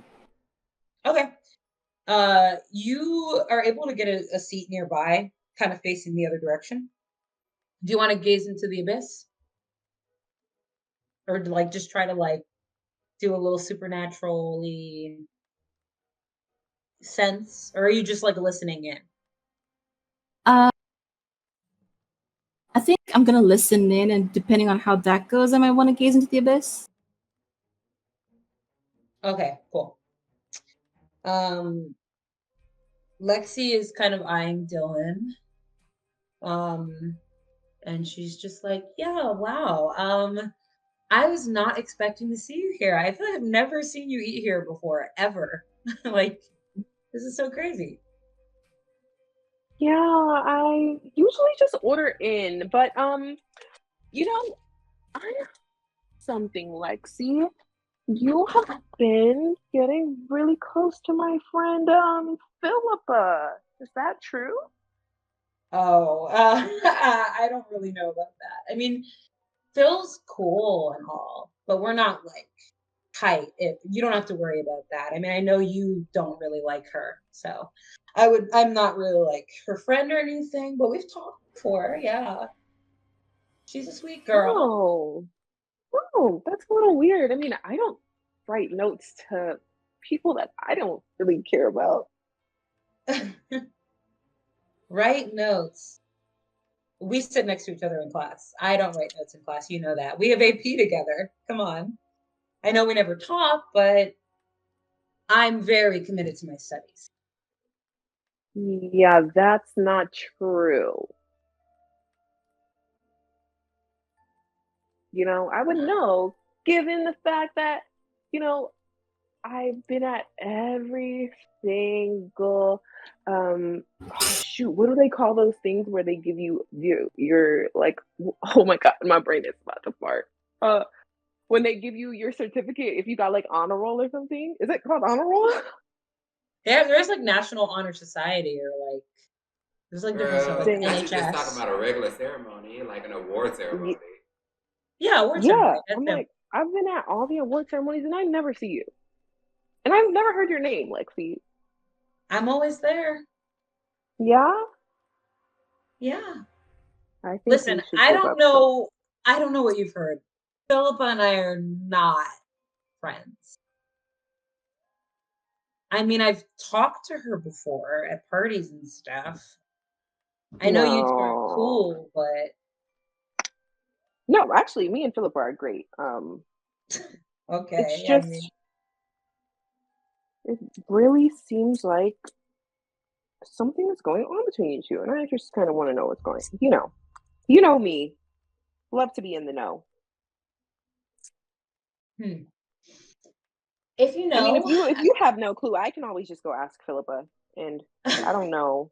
Things good. could be worse for you if I get I answers from mean, her. good luck with that. She's very cagey. Here's what you know. What? Here's what I'll tell you, because I'll help you out here. I mean, I like to have a good organizational system as much as anyone else. And she shows you kind of like a little like date planner, something like that, with like hand stenciled in detailed kind of like schedule blocks and things like that. So, Philippa has, a lot of good shit. Really good taste in, pens and stuff like that. And I was curious. Wanted to start planning things out for my day more. And so I asked her about her gel pens. And she wrote me a little note or something like that. I mean, wrote one of them for me so I could So see it. she did write a note to you. I Do you mean, mind it if I see wasn't it? I mean, big. I'd love to. I'm looking for gel pens myself. Do you mind sharing it with me? I mean, I don't have the paper, but I can show you my gel pens. I bought them after she suggested them. They're really nice. Yeah, let's see those, Lexi. Sure. She brings out like a sort of like an individual case of gel pens. They look like a little closer to higher end, like maybe something you get at like I guess a Hobby Lobby or something. Like they're nice. They're pretty nice gel pens. Rainbow colored, so different Great. shades of the rainbow and metallics. And she shows them to you. I'm going to pull out a pen and paper, a piece of paper. I'm going to grab one of her pens. I know you don't mind if I use one of these, right? I just want to see how it writes. She writes down her number and she hands it to Lexi. Whenever your mind clears up, you just give me a call. I'm going to go see Philippa, though. You have a good one, Lexi. And you can tell guy at the cash register to here's some cash. You can just yeah. I don't need that salad. Thanks though. Bye. Bye. And she kind of looks at you as you walk away, and then turns back to her friends and continues chatting about kind of menial things as you walk out the door. Zane, you're facing away, and you kind of overhear the conversation about the note. I don't think you didn't really know about any kind of note. So to you, that's all of that stuff is new. Zane is wondering, did they really just have a menacing conversation about gel pens? Yeah, no. They did. And now he wants to gaze into the abyss. What are these gel pens? Yeah. Gaze into. Are you specifically trying to glean information about the pens, or just about Lexi herself? About Lexi and specifically about that note. Okay. Okay. Yeah. Gonna roll a dark, right? Yes, you're gonna roll in dark. Hang on a second.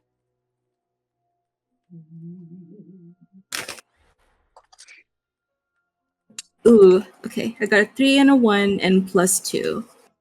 That's 6. A 6 is a failure, so you can mark experience. Oof. For an advancement, you can just mark experience down. It's too broad. Your senses aren't able to try to determine her humanity is one thing. You usually have a pretty good nose for that. She smells normal to you. But to try to figure out the nature of the notes, there's nothing Fae-like about it. I mean, Fae people deal in Faes and demons and infernals are the most familiar kind of inhuman creatures to you other than yourself. And they deal in a lot of verbal trickery and promises. Deals with the other side, things like that. I mean, that's what you're familiar with. You've never really even encountered anyone that has any sort of power that has to do with writing or anything like that. Maybe a higher level demon or one of your superiors back before, but you don't really fully remember any of that. There's some sort of significance to the note and to the whole situation, but you feel like there's more about that night that you can't really piece together without understanding more about what happened at the party. And you weren't at the party, you were outside of it. So as your brain, you try to piece together, but it's a little bit too much of like unknown for you. And the only thing that you can really ascertain is that you're pretty sure she doesn't smell inhuman to you. She smells human as far as you can tell, but you're a little bit overwhelmed with unsurety about the situation. Okay. So I think I'm gonna get up and go to the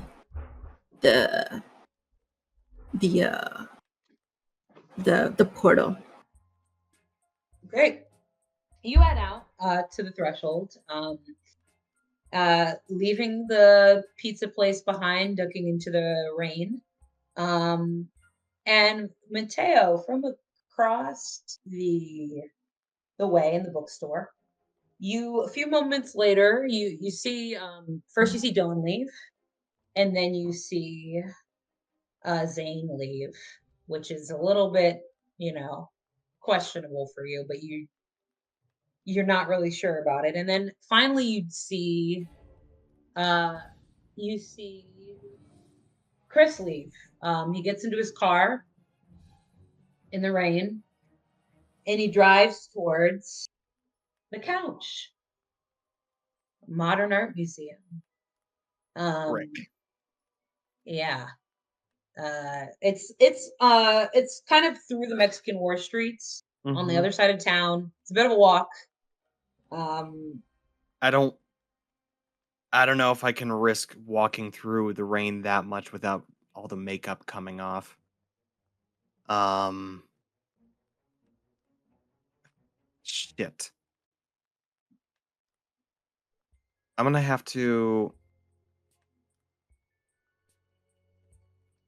have to shelve this for a later point. Uh, but I will text Hayden and say, tried tailing CC, wasn't able to get him alone. Any suggestions? Oh, the uh, and where is Hayden and where are we now? you are actually at the couch. So the thing about this museum, when you get in, it it it's modern art. So there's all these different installations that come in and out through the course of different months. There's separate buildings. So there's a garden, there's a courtyard, a side building, and then there's the big kind of main building. There are houses nearby. It kind of almost is connected to the Mexican War streets. It's kind of at the edge of some of the houses. Um, so Cece's house is actually kind of in the block that separates the smaller building from the bigger gallery itself. I'm assuming one of you has a car. Yeah. You've at this point you've parked. It's a bit of a further drive, but not too bad in a car. And you kind of make your way in. You see there's a few adults, a few people from out of town, kind of milling the gallery. That's around the time you're waiting around a little bit, kind of like there's a front desk where you have to like get a little badge so you can explore everything. Um, and you eventually see Miss Cooper uh walk up to the two of you, um and kind of be like, oh my gosh, Hayden. Hello, Mrs. Cooper. I was actually looking for Christopher. Oh, my son is actually on his way right now. He was just picking up some food for me. I have a late night because there's a party for the gallery coming up, new installations, Of big deal. course. But I don't want to talk your ear off. I'm so sorry. He should be here in a few minutes, maybe like it's only I think a 5 or 10 minute drive. He just told me that the food was ready. Okay. No problem. I'll wait for him here if that's okay with you. Actually, I have a little question. I have a little question. I don't want to take up too much of your time. No, it's you're great. I'm gonna be here all night, so you can totally Okay. ask me. Since you're gonna be here, I you know of your son's partying and whatnot. I'm sure you're aware he goes to the parties Yes. and I wanted to ask you because I did leave something with him and he didn't he wasn't there when I went. I was just kind of saying like did he check back in home with you or did he like what was because I really needed it. It's personal. We don't need to talk about what I gave him. Yeah, Kid of course. business. But like, yeah, I gave him something and he didn't give it back to me. And he wasn't really at the party when I was looking for him. So I wanted to know, did he like check back with you? Like, did he go home? Did he stay somewhere else? talking about? I'm sorry, there's so many that the kids throw. It would have happened a while ago.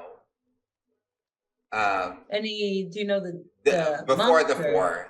4th of July. Oh, that party. Mm-hmm. Gee, I don't know. He went. He's been seeing that girl that I think you're friends with her. Ooh. Destiny, He's I'm been sure seeing Destiny. Well, yes. I mean, it's casual. He tells me there's no labels. I tell him, love is love, but if he really cares about the girl, he should tell her. Oh. But he's a very sensitive boy, deep down Yeah. he's afraid. Sometimes he's just afraid to say how he really feels, and I understand that. But well, he he went. He did. I don't think he went with Destiny, but I think she was at the party. Mm-hmm. He told me that one of his friends was actually he thought one of his friends was maybe dating Oh. one of my another girl that I know, one of your fellow students who her father is an investor around town, is actually partner of the couch and many places around town, of course. So Who's I was that? um what is her name? Is it I always Maxine? forget it. Oh yes, the Gardner girl. Of course. She was at the time she was dating the quarterback, Mason Evans. She was Oh, we dating know. him. Yes, they were dating at the time, and so he told me they just got together that night. It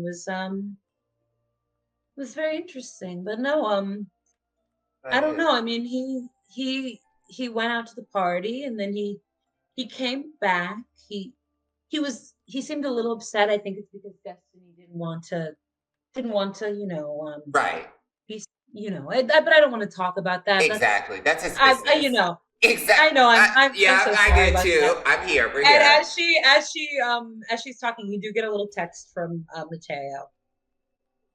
Yeah. Pop up on your phone. You see that pop up on your phone.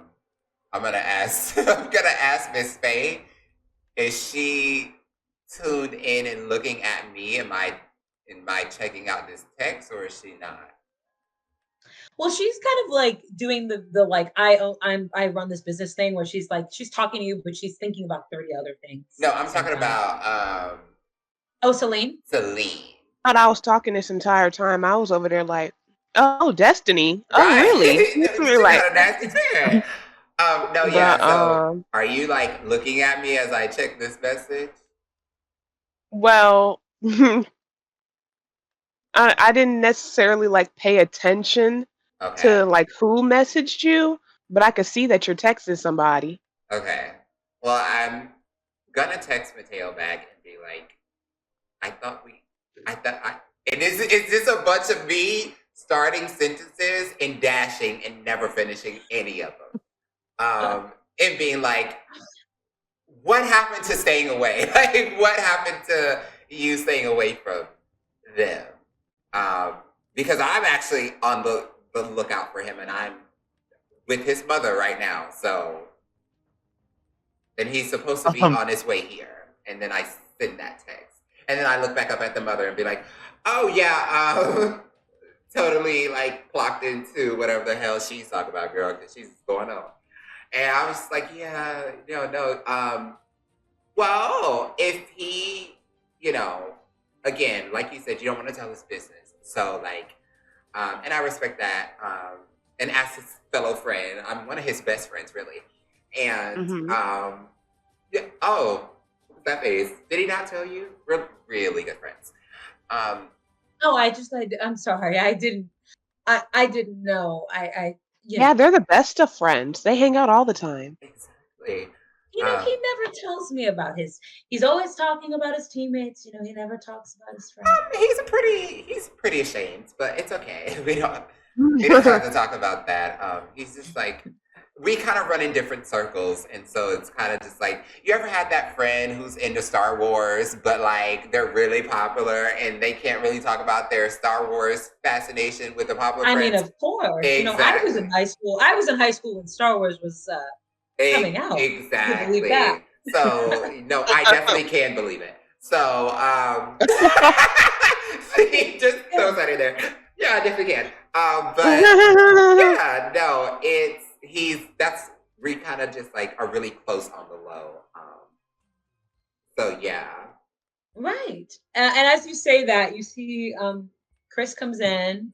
He's holding a pizza box, kind of looking down. But he seems like, he's just trudging through. He almost brushes past you for a moment, like not really seeing you, because he's like just assuming his mom is talking to some his mom's always talking to people. So he's just, you know what I mean? He's not really picking you up. But he comes in, he kisses his mother on the cheek, and then he goes, yeah, I got it. And I put it on the belt card because that's the one I had on me. Chris. Hey, Chris. I just time in. Hello. It's so great to see you. I was actually just catching up with your mother. I'm kind of hurt that you never told her how close we are. What the fuck is this? What do you mean? We're not close. You don't even like me. Well, who's to say? That's not true. I'm 50% sure you started those rumors that I was gay. Oh, well. Let's ask the cards. Anyway, I did have to talk to you. Okay. Is this about something for like Mr. Winslow's class? Because I'm shit at school, so I don't know why you're asking me. No, it's not about. Why would I? Okay. Now, I don't know either. It's let's be realistic, girl. Okay, why would I go to you? But I do need to talk to you. Okay. And I think this is the conversation you don't want to have in front of your mother. Well, yeah, I was about to say thank you very much. Love you. Okay, Mom, we're just gonna go to the annex since it's closed, and I'll put the pizza in your office. And she goes, okay, sweetie. Well, I've got a lot of planning to do, so I'll leave you to it. And she it was really nice to see you, Mrs. Cooper. Nice to see you too. And she kind of walks away and is like, weird kids. She disappears. Yeah. I pull him to the side wherever he takes me. He takes you guys to the annex, which is the second building. It's not really open right now because there's like a new installation, which is what the party's for, that's being like set up there. And that's where the office, where his mother's office is. So he kind of takes you to basically his mother's office. Okay. As soon as we get in there, I want to make it a show. Is there a door? Is there like a door in here? Yeah. I want to make it a show of me locking the door and looking at him. Just looking at him and never taking our eyes off, but I lock the door. Oh my God. I start clapping my hands like, ooh, yay. What do you want from me? Hayden, I've had a really long day. And I get that. I do. But you're not the only one who's had a long day. I think we've all had a long day. And I think, some of us have even had long nights. Speaking of long nights, where were you during that party before the 4th? Where was I? Yeah. What do you mean? You've been acting weird all day. I guess. I mean, I didn't think you really cared that much about how I was acting. Well, I definitely don't. You got that part right. But I do care when I think it involves other people that I care about. So, and I'm gonna look you in your eye when I say this. And here's me. Bitch. Here's me kind of like, I didn't do a hex yet, but I am about to. It's about to give hex. It's about to give hex. It's about to give illusion. I'm gonna make this an even more terrible day for you really quickly if you don't tell me what you've been up to today. Because you've been drawing. I never even knew you could draw. And then the things that you were drawing. My mom owns a gallery. Your mom could be Picasso, but that doesn't mean you are any Leonardo da Vinci, girl. I mean, my mom doesn't make art; she curates it, and she actually really fosters my interest in art. Not that you we don't care. care about We that. don't Yes, care you're about that. absolutely right. And let me make this even more clear to you. Just ask me what you want to know. You haven't even asked me what you want to know. I want to know why you've been acting weird. I want to know why you were drawing the stuff that you were drawing in first period homeroom today. Because yes, I saw it when I fell. Yes, I did. Okay, well, if you must know, it was a weird party. Okay, I mean, like, weird how? Well, it was just a lot of weird stuff that I didn't. It was kind of confusing, and it confused me.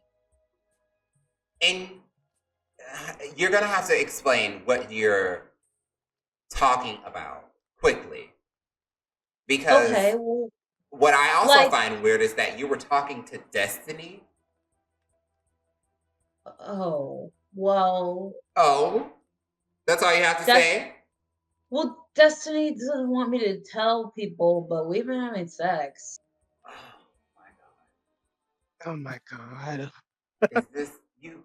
Okay. Okay. I guess fucking rocks for brains. She is the dumbest fucking bitch. I say this to. Whoa. You cool it. I say this to the Miss Lee. I'm like, she's the dumbest. I'm gonna get her. I'm gonna have Miss Dillon get her. But we'll talk about that later. You in particular, what are these weird things you saw? Like, well, like Lexi and Mason hooking up. That was weird because I didn't know they were even into each other, but they hooked up that night. They were gone for a while, so they had to be fucking. Couldn't have been doing anything else. Well, they could. What would the two of them? I mean, they're not even similar.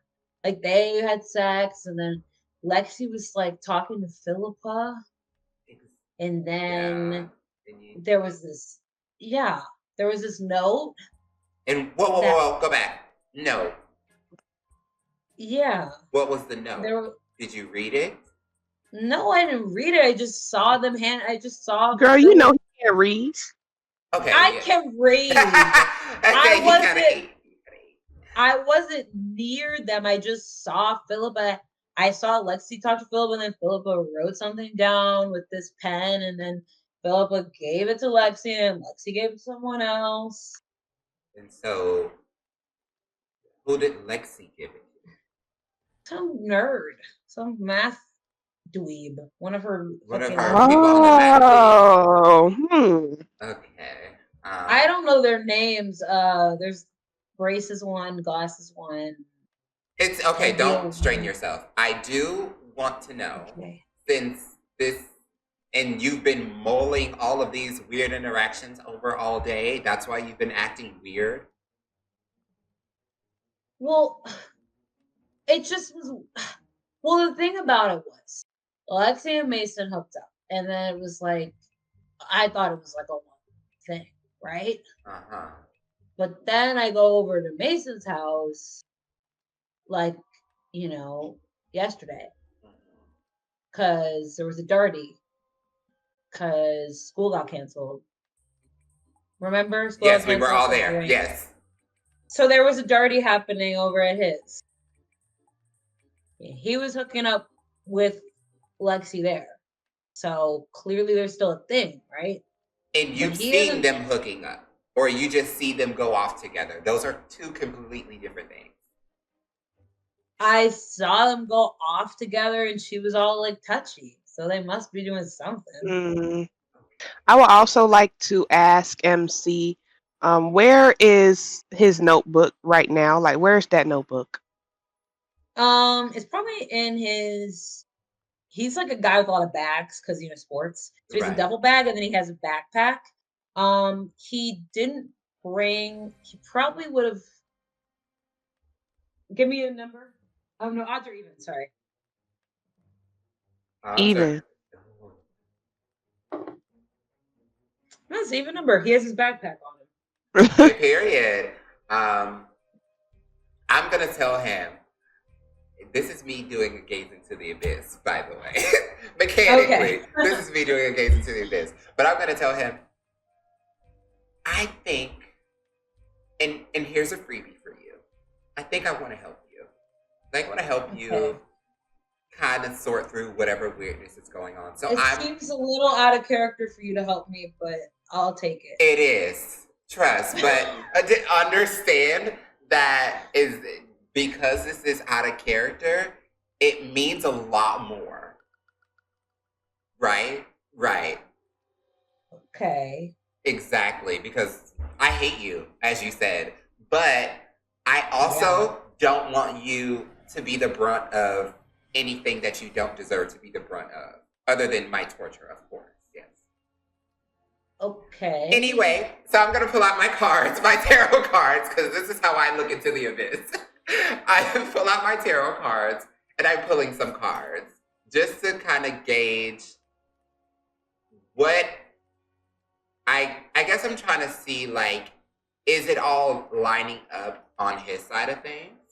Like, his recollection, is it lining up? And if he's missed anything that is, probably pivotal. Yeah.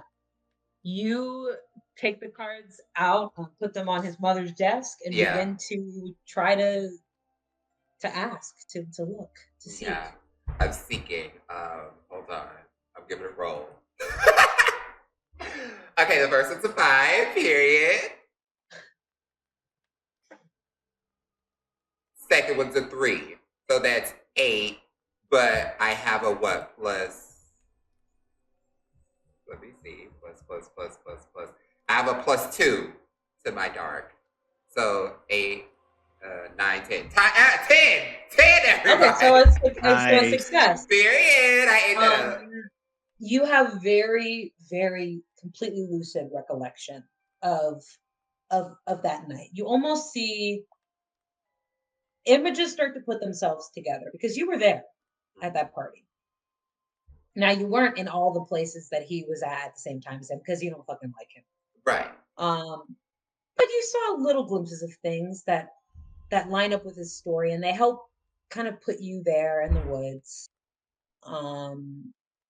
You can see him.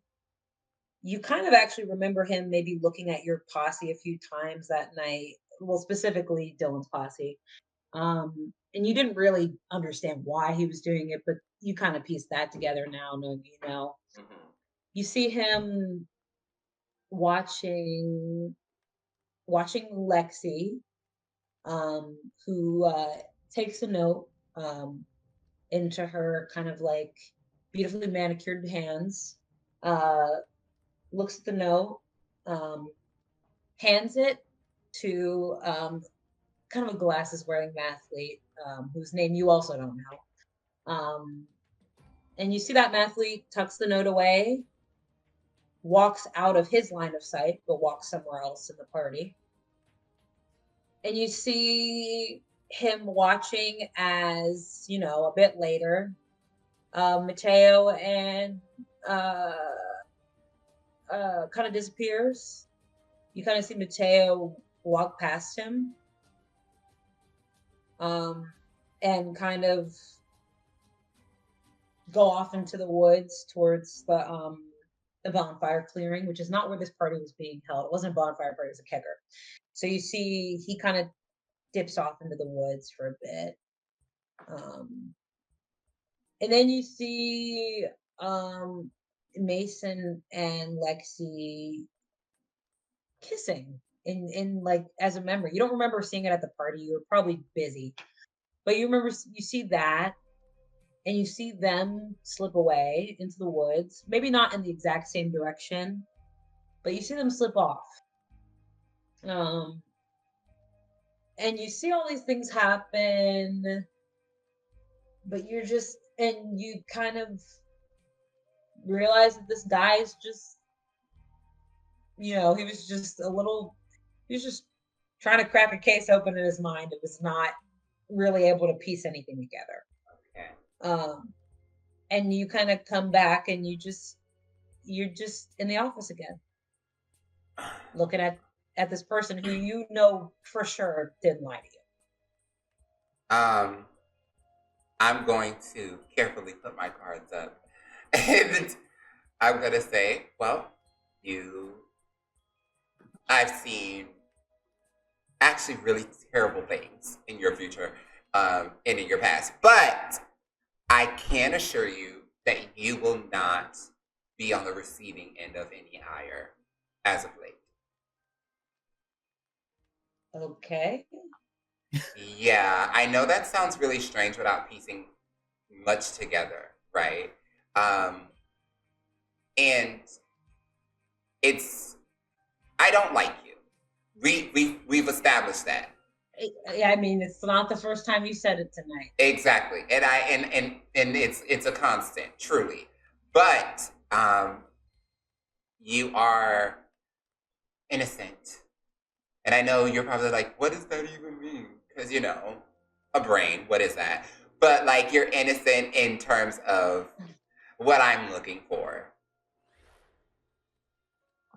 Right.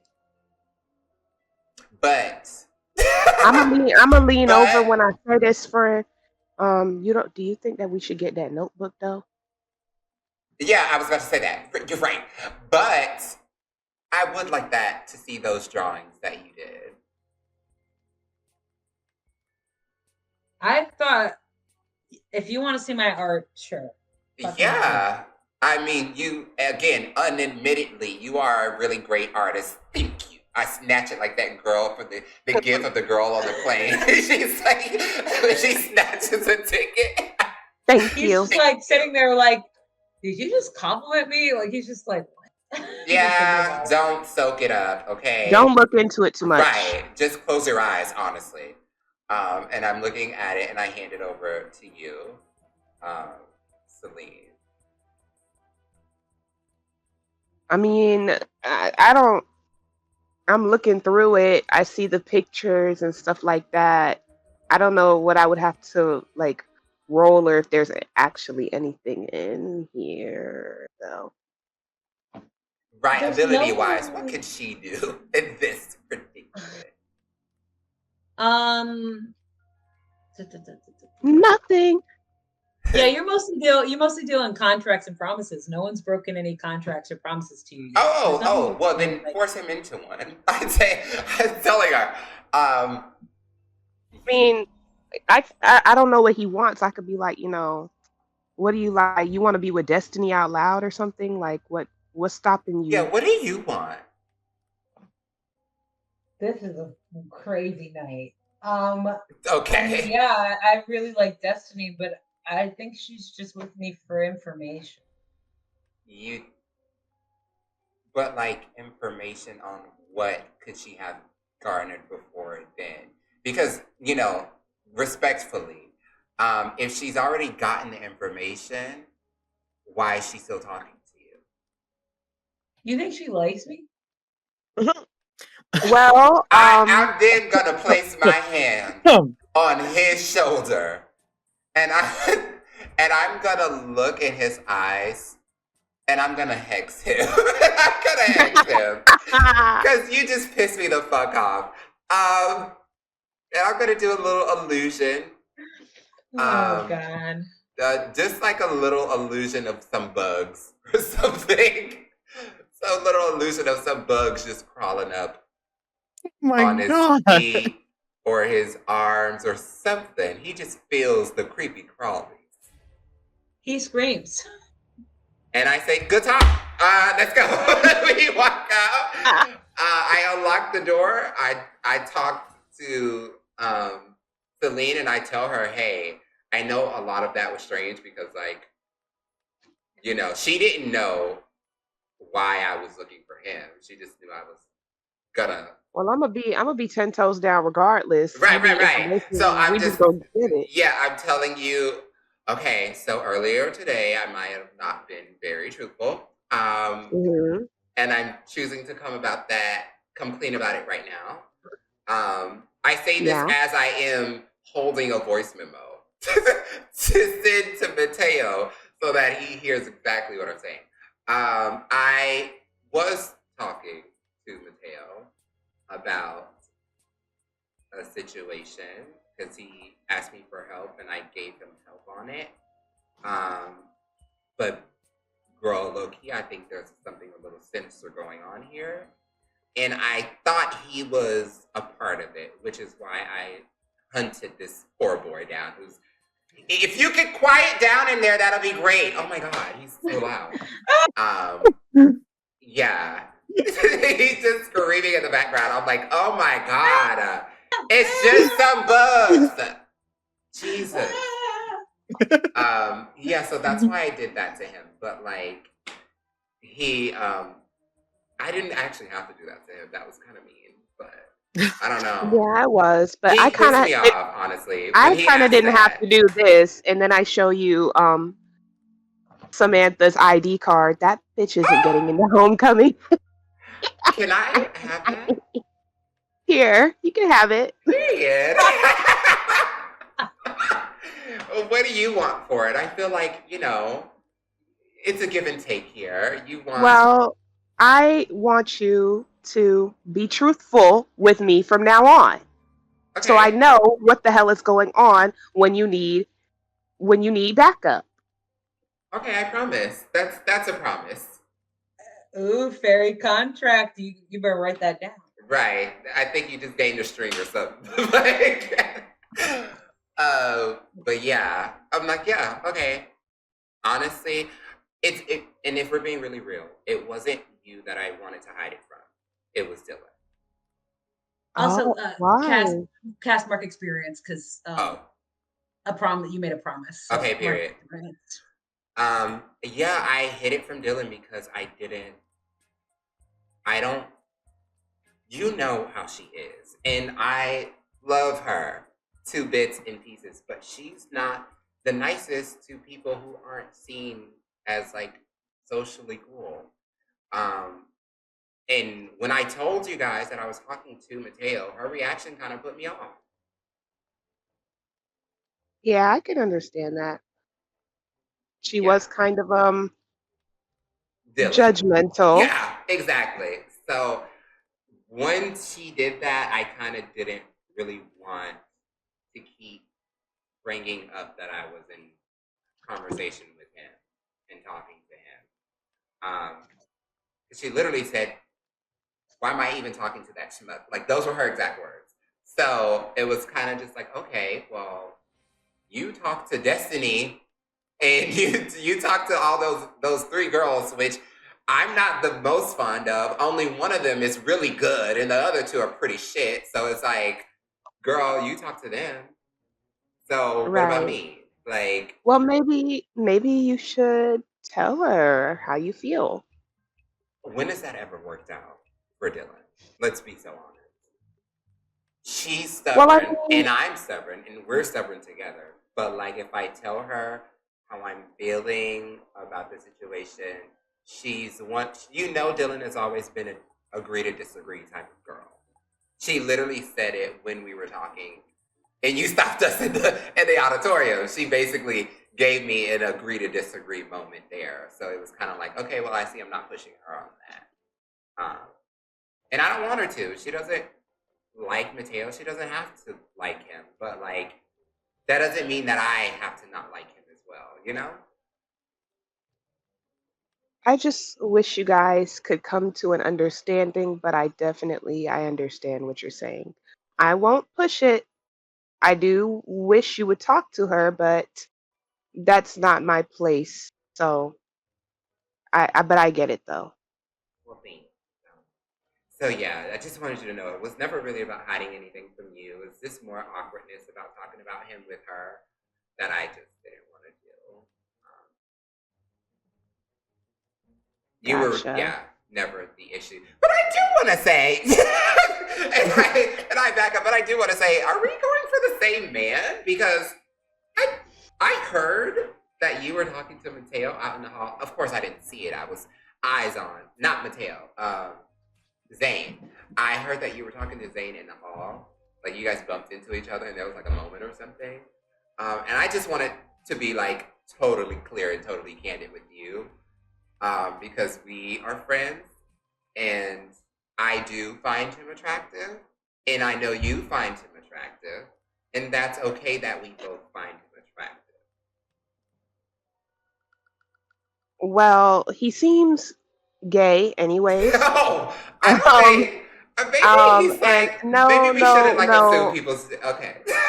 Well, I mean, I'm just like, cause, I mean, I can give a good pair of heart eyes, You can. You're and incredibly gorgeous. I don't think that he was feeling it, but the way that he looks at you is kind of different. So, I mean, like, yeah, Norway. Oh. yeah, he's like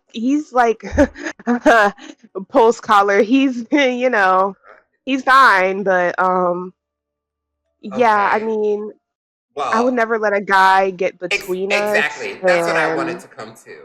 I was trying to get to that moment. Like, I don't. If you want me to back off of him, I will.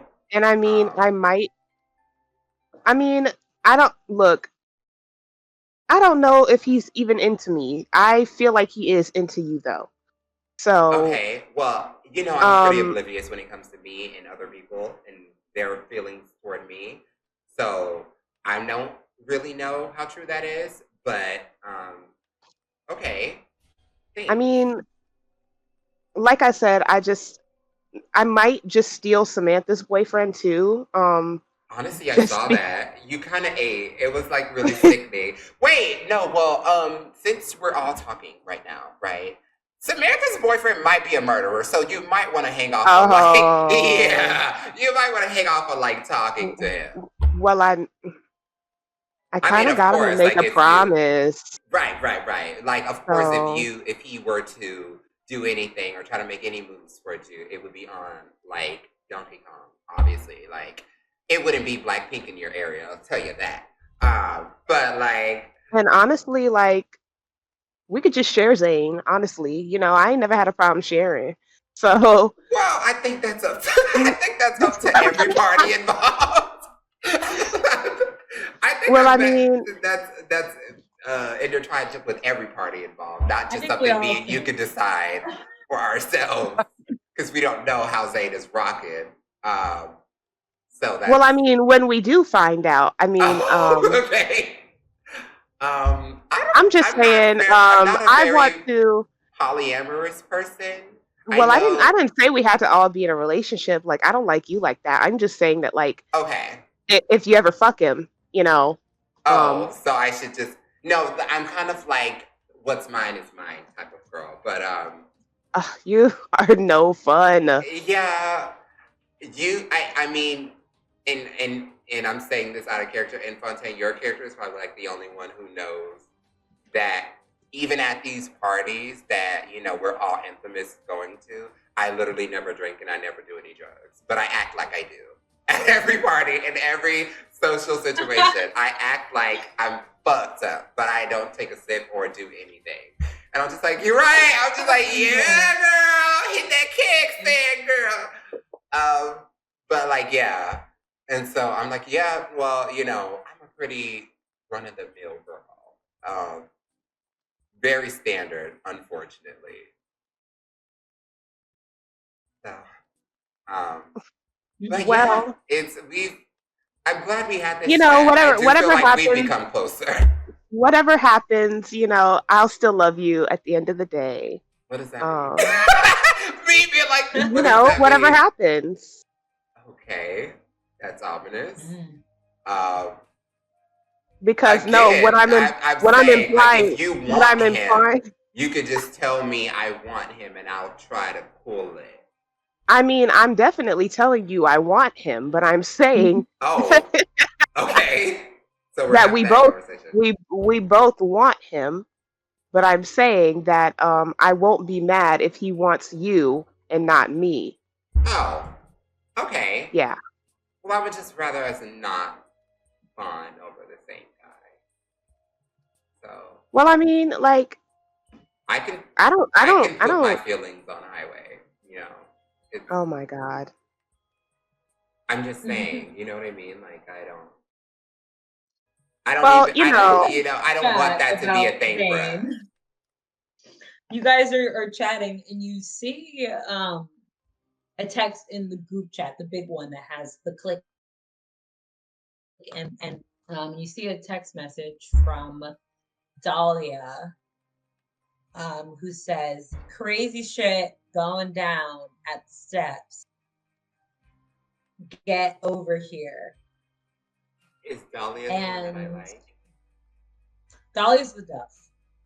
Okay, that's not the one that And with that, we will conclude for now and come back later. I like. Okay.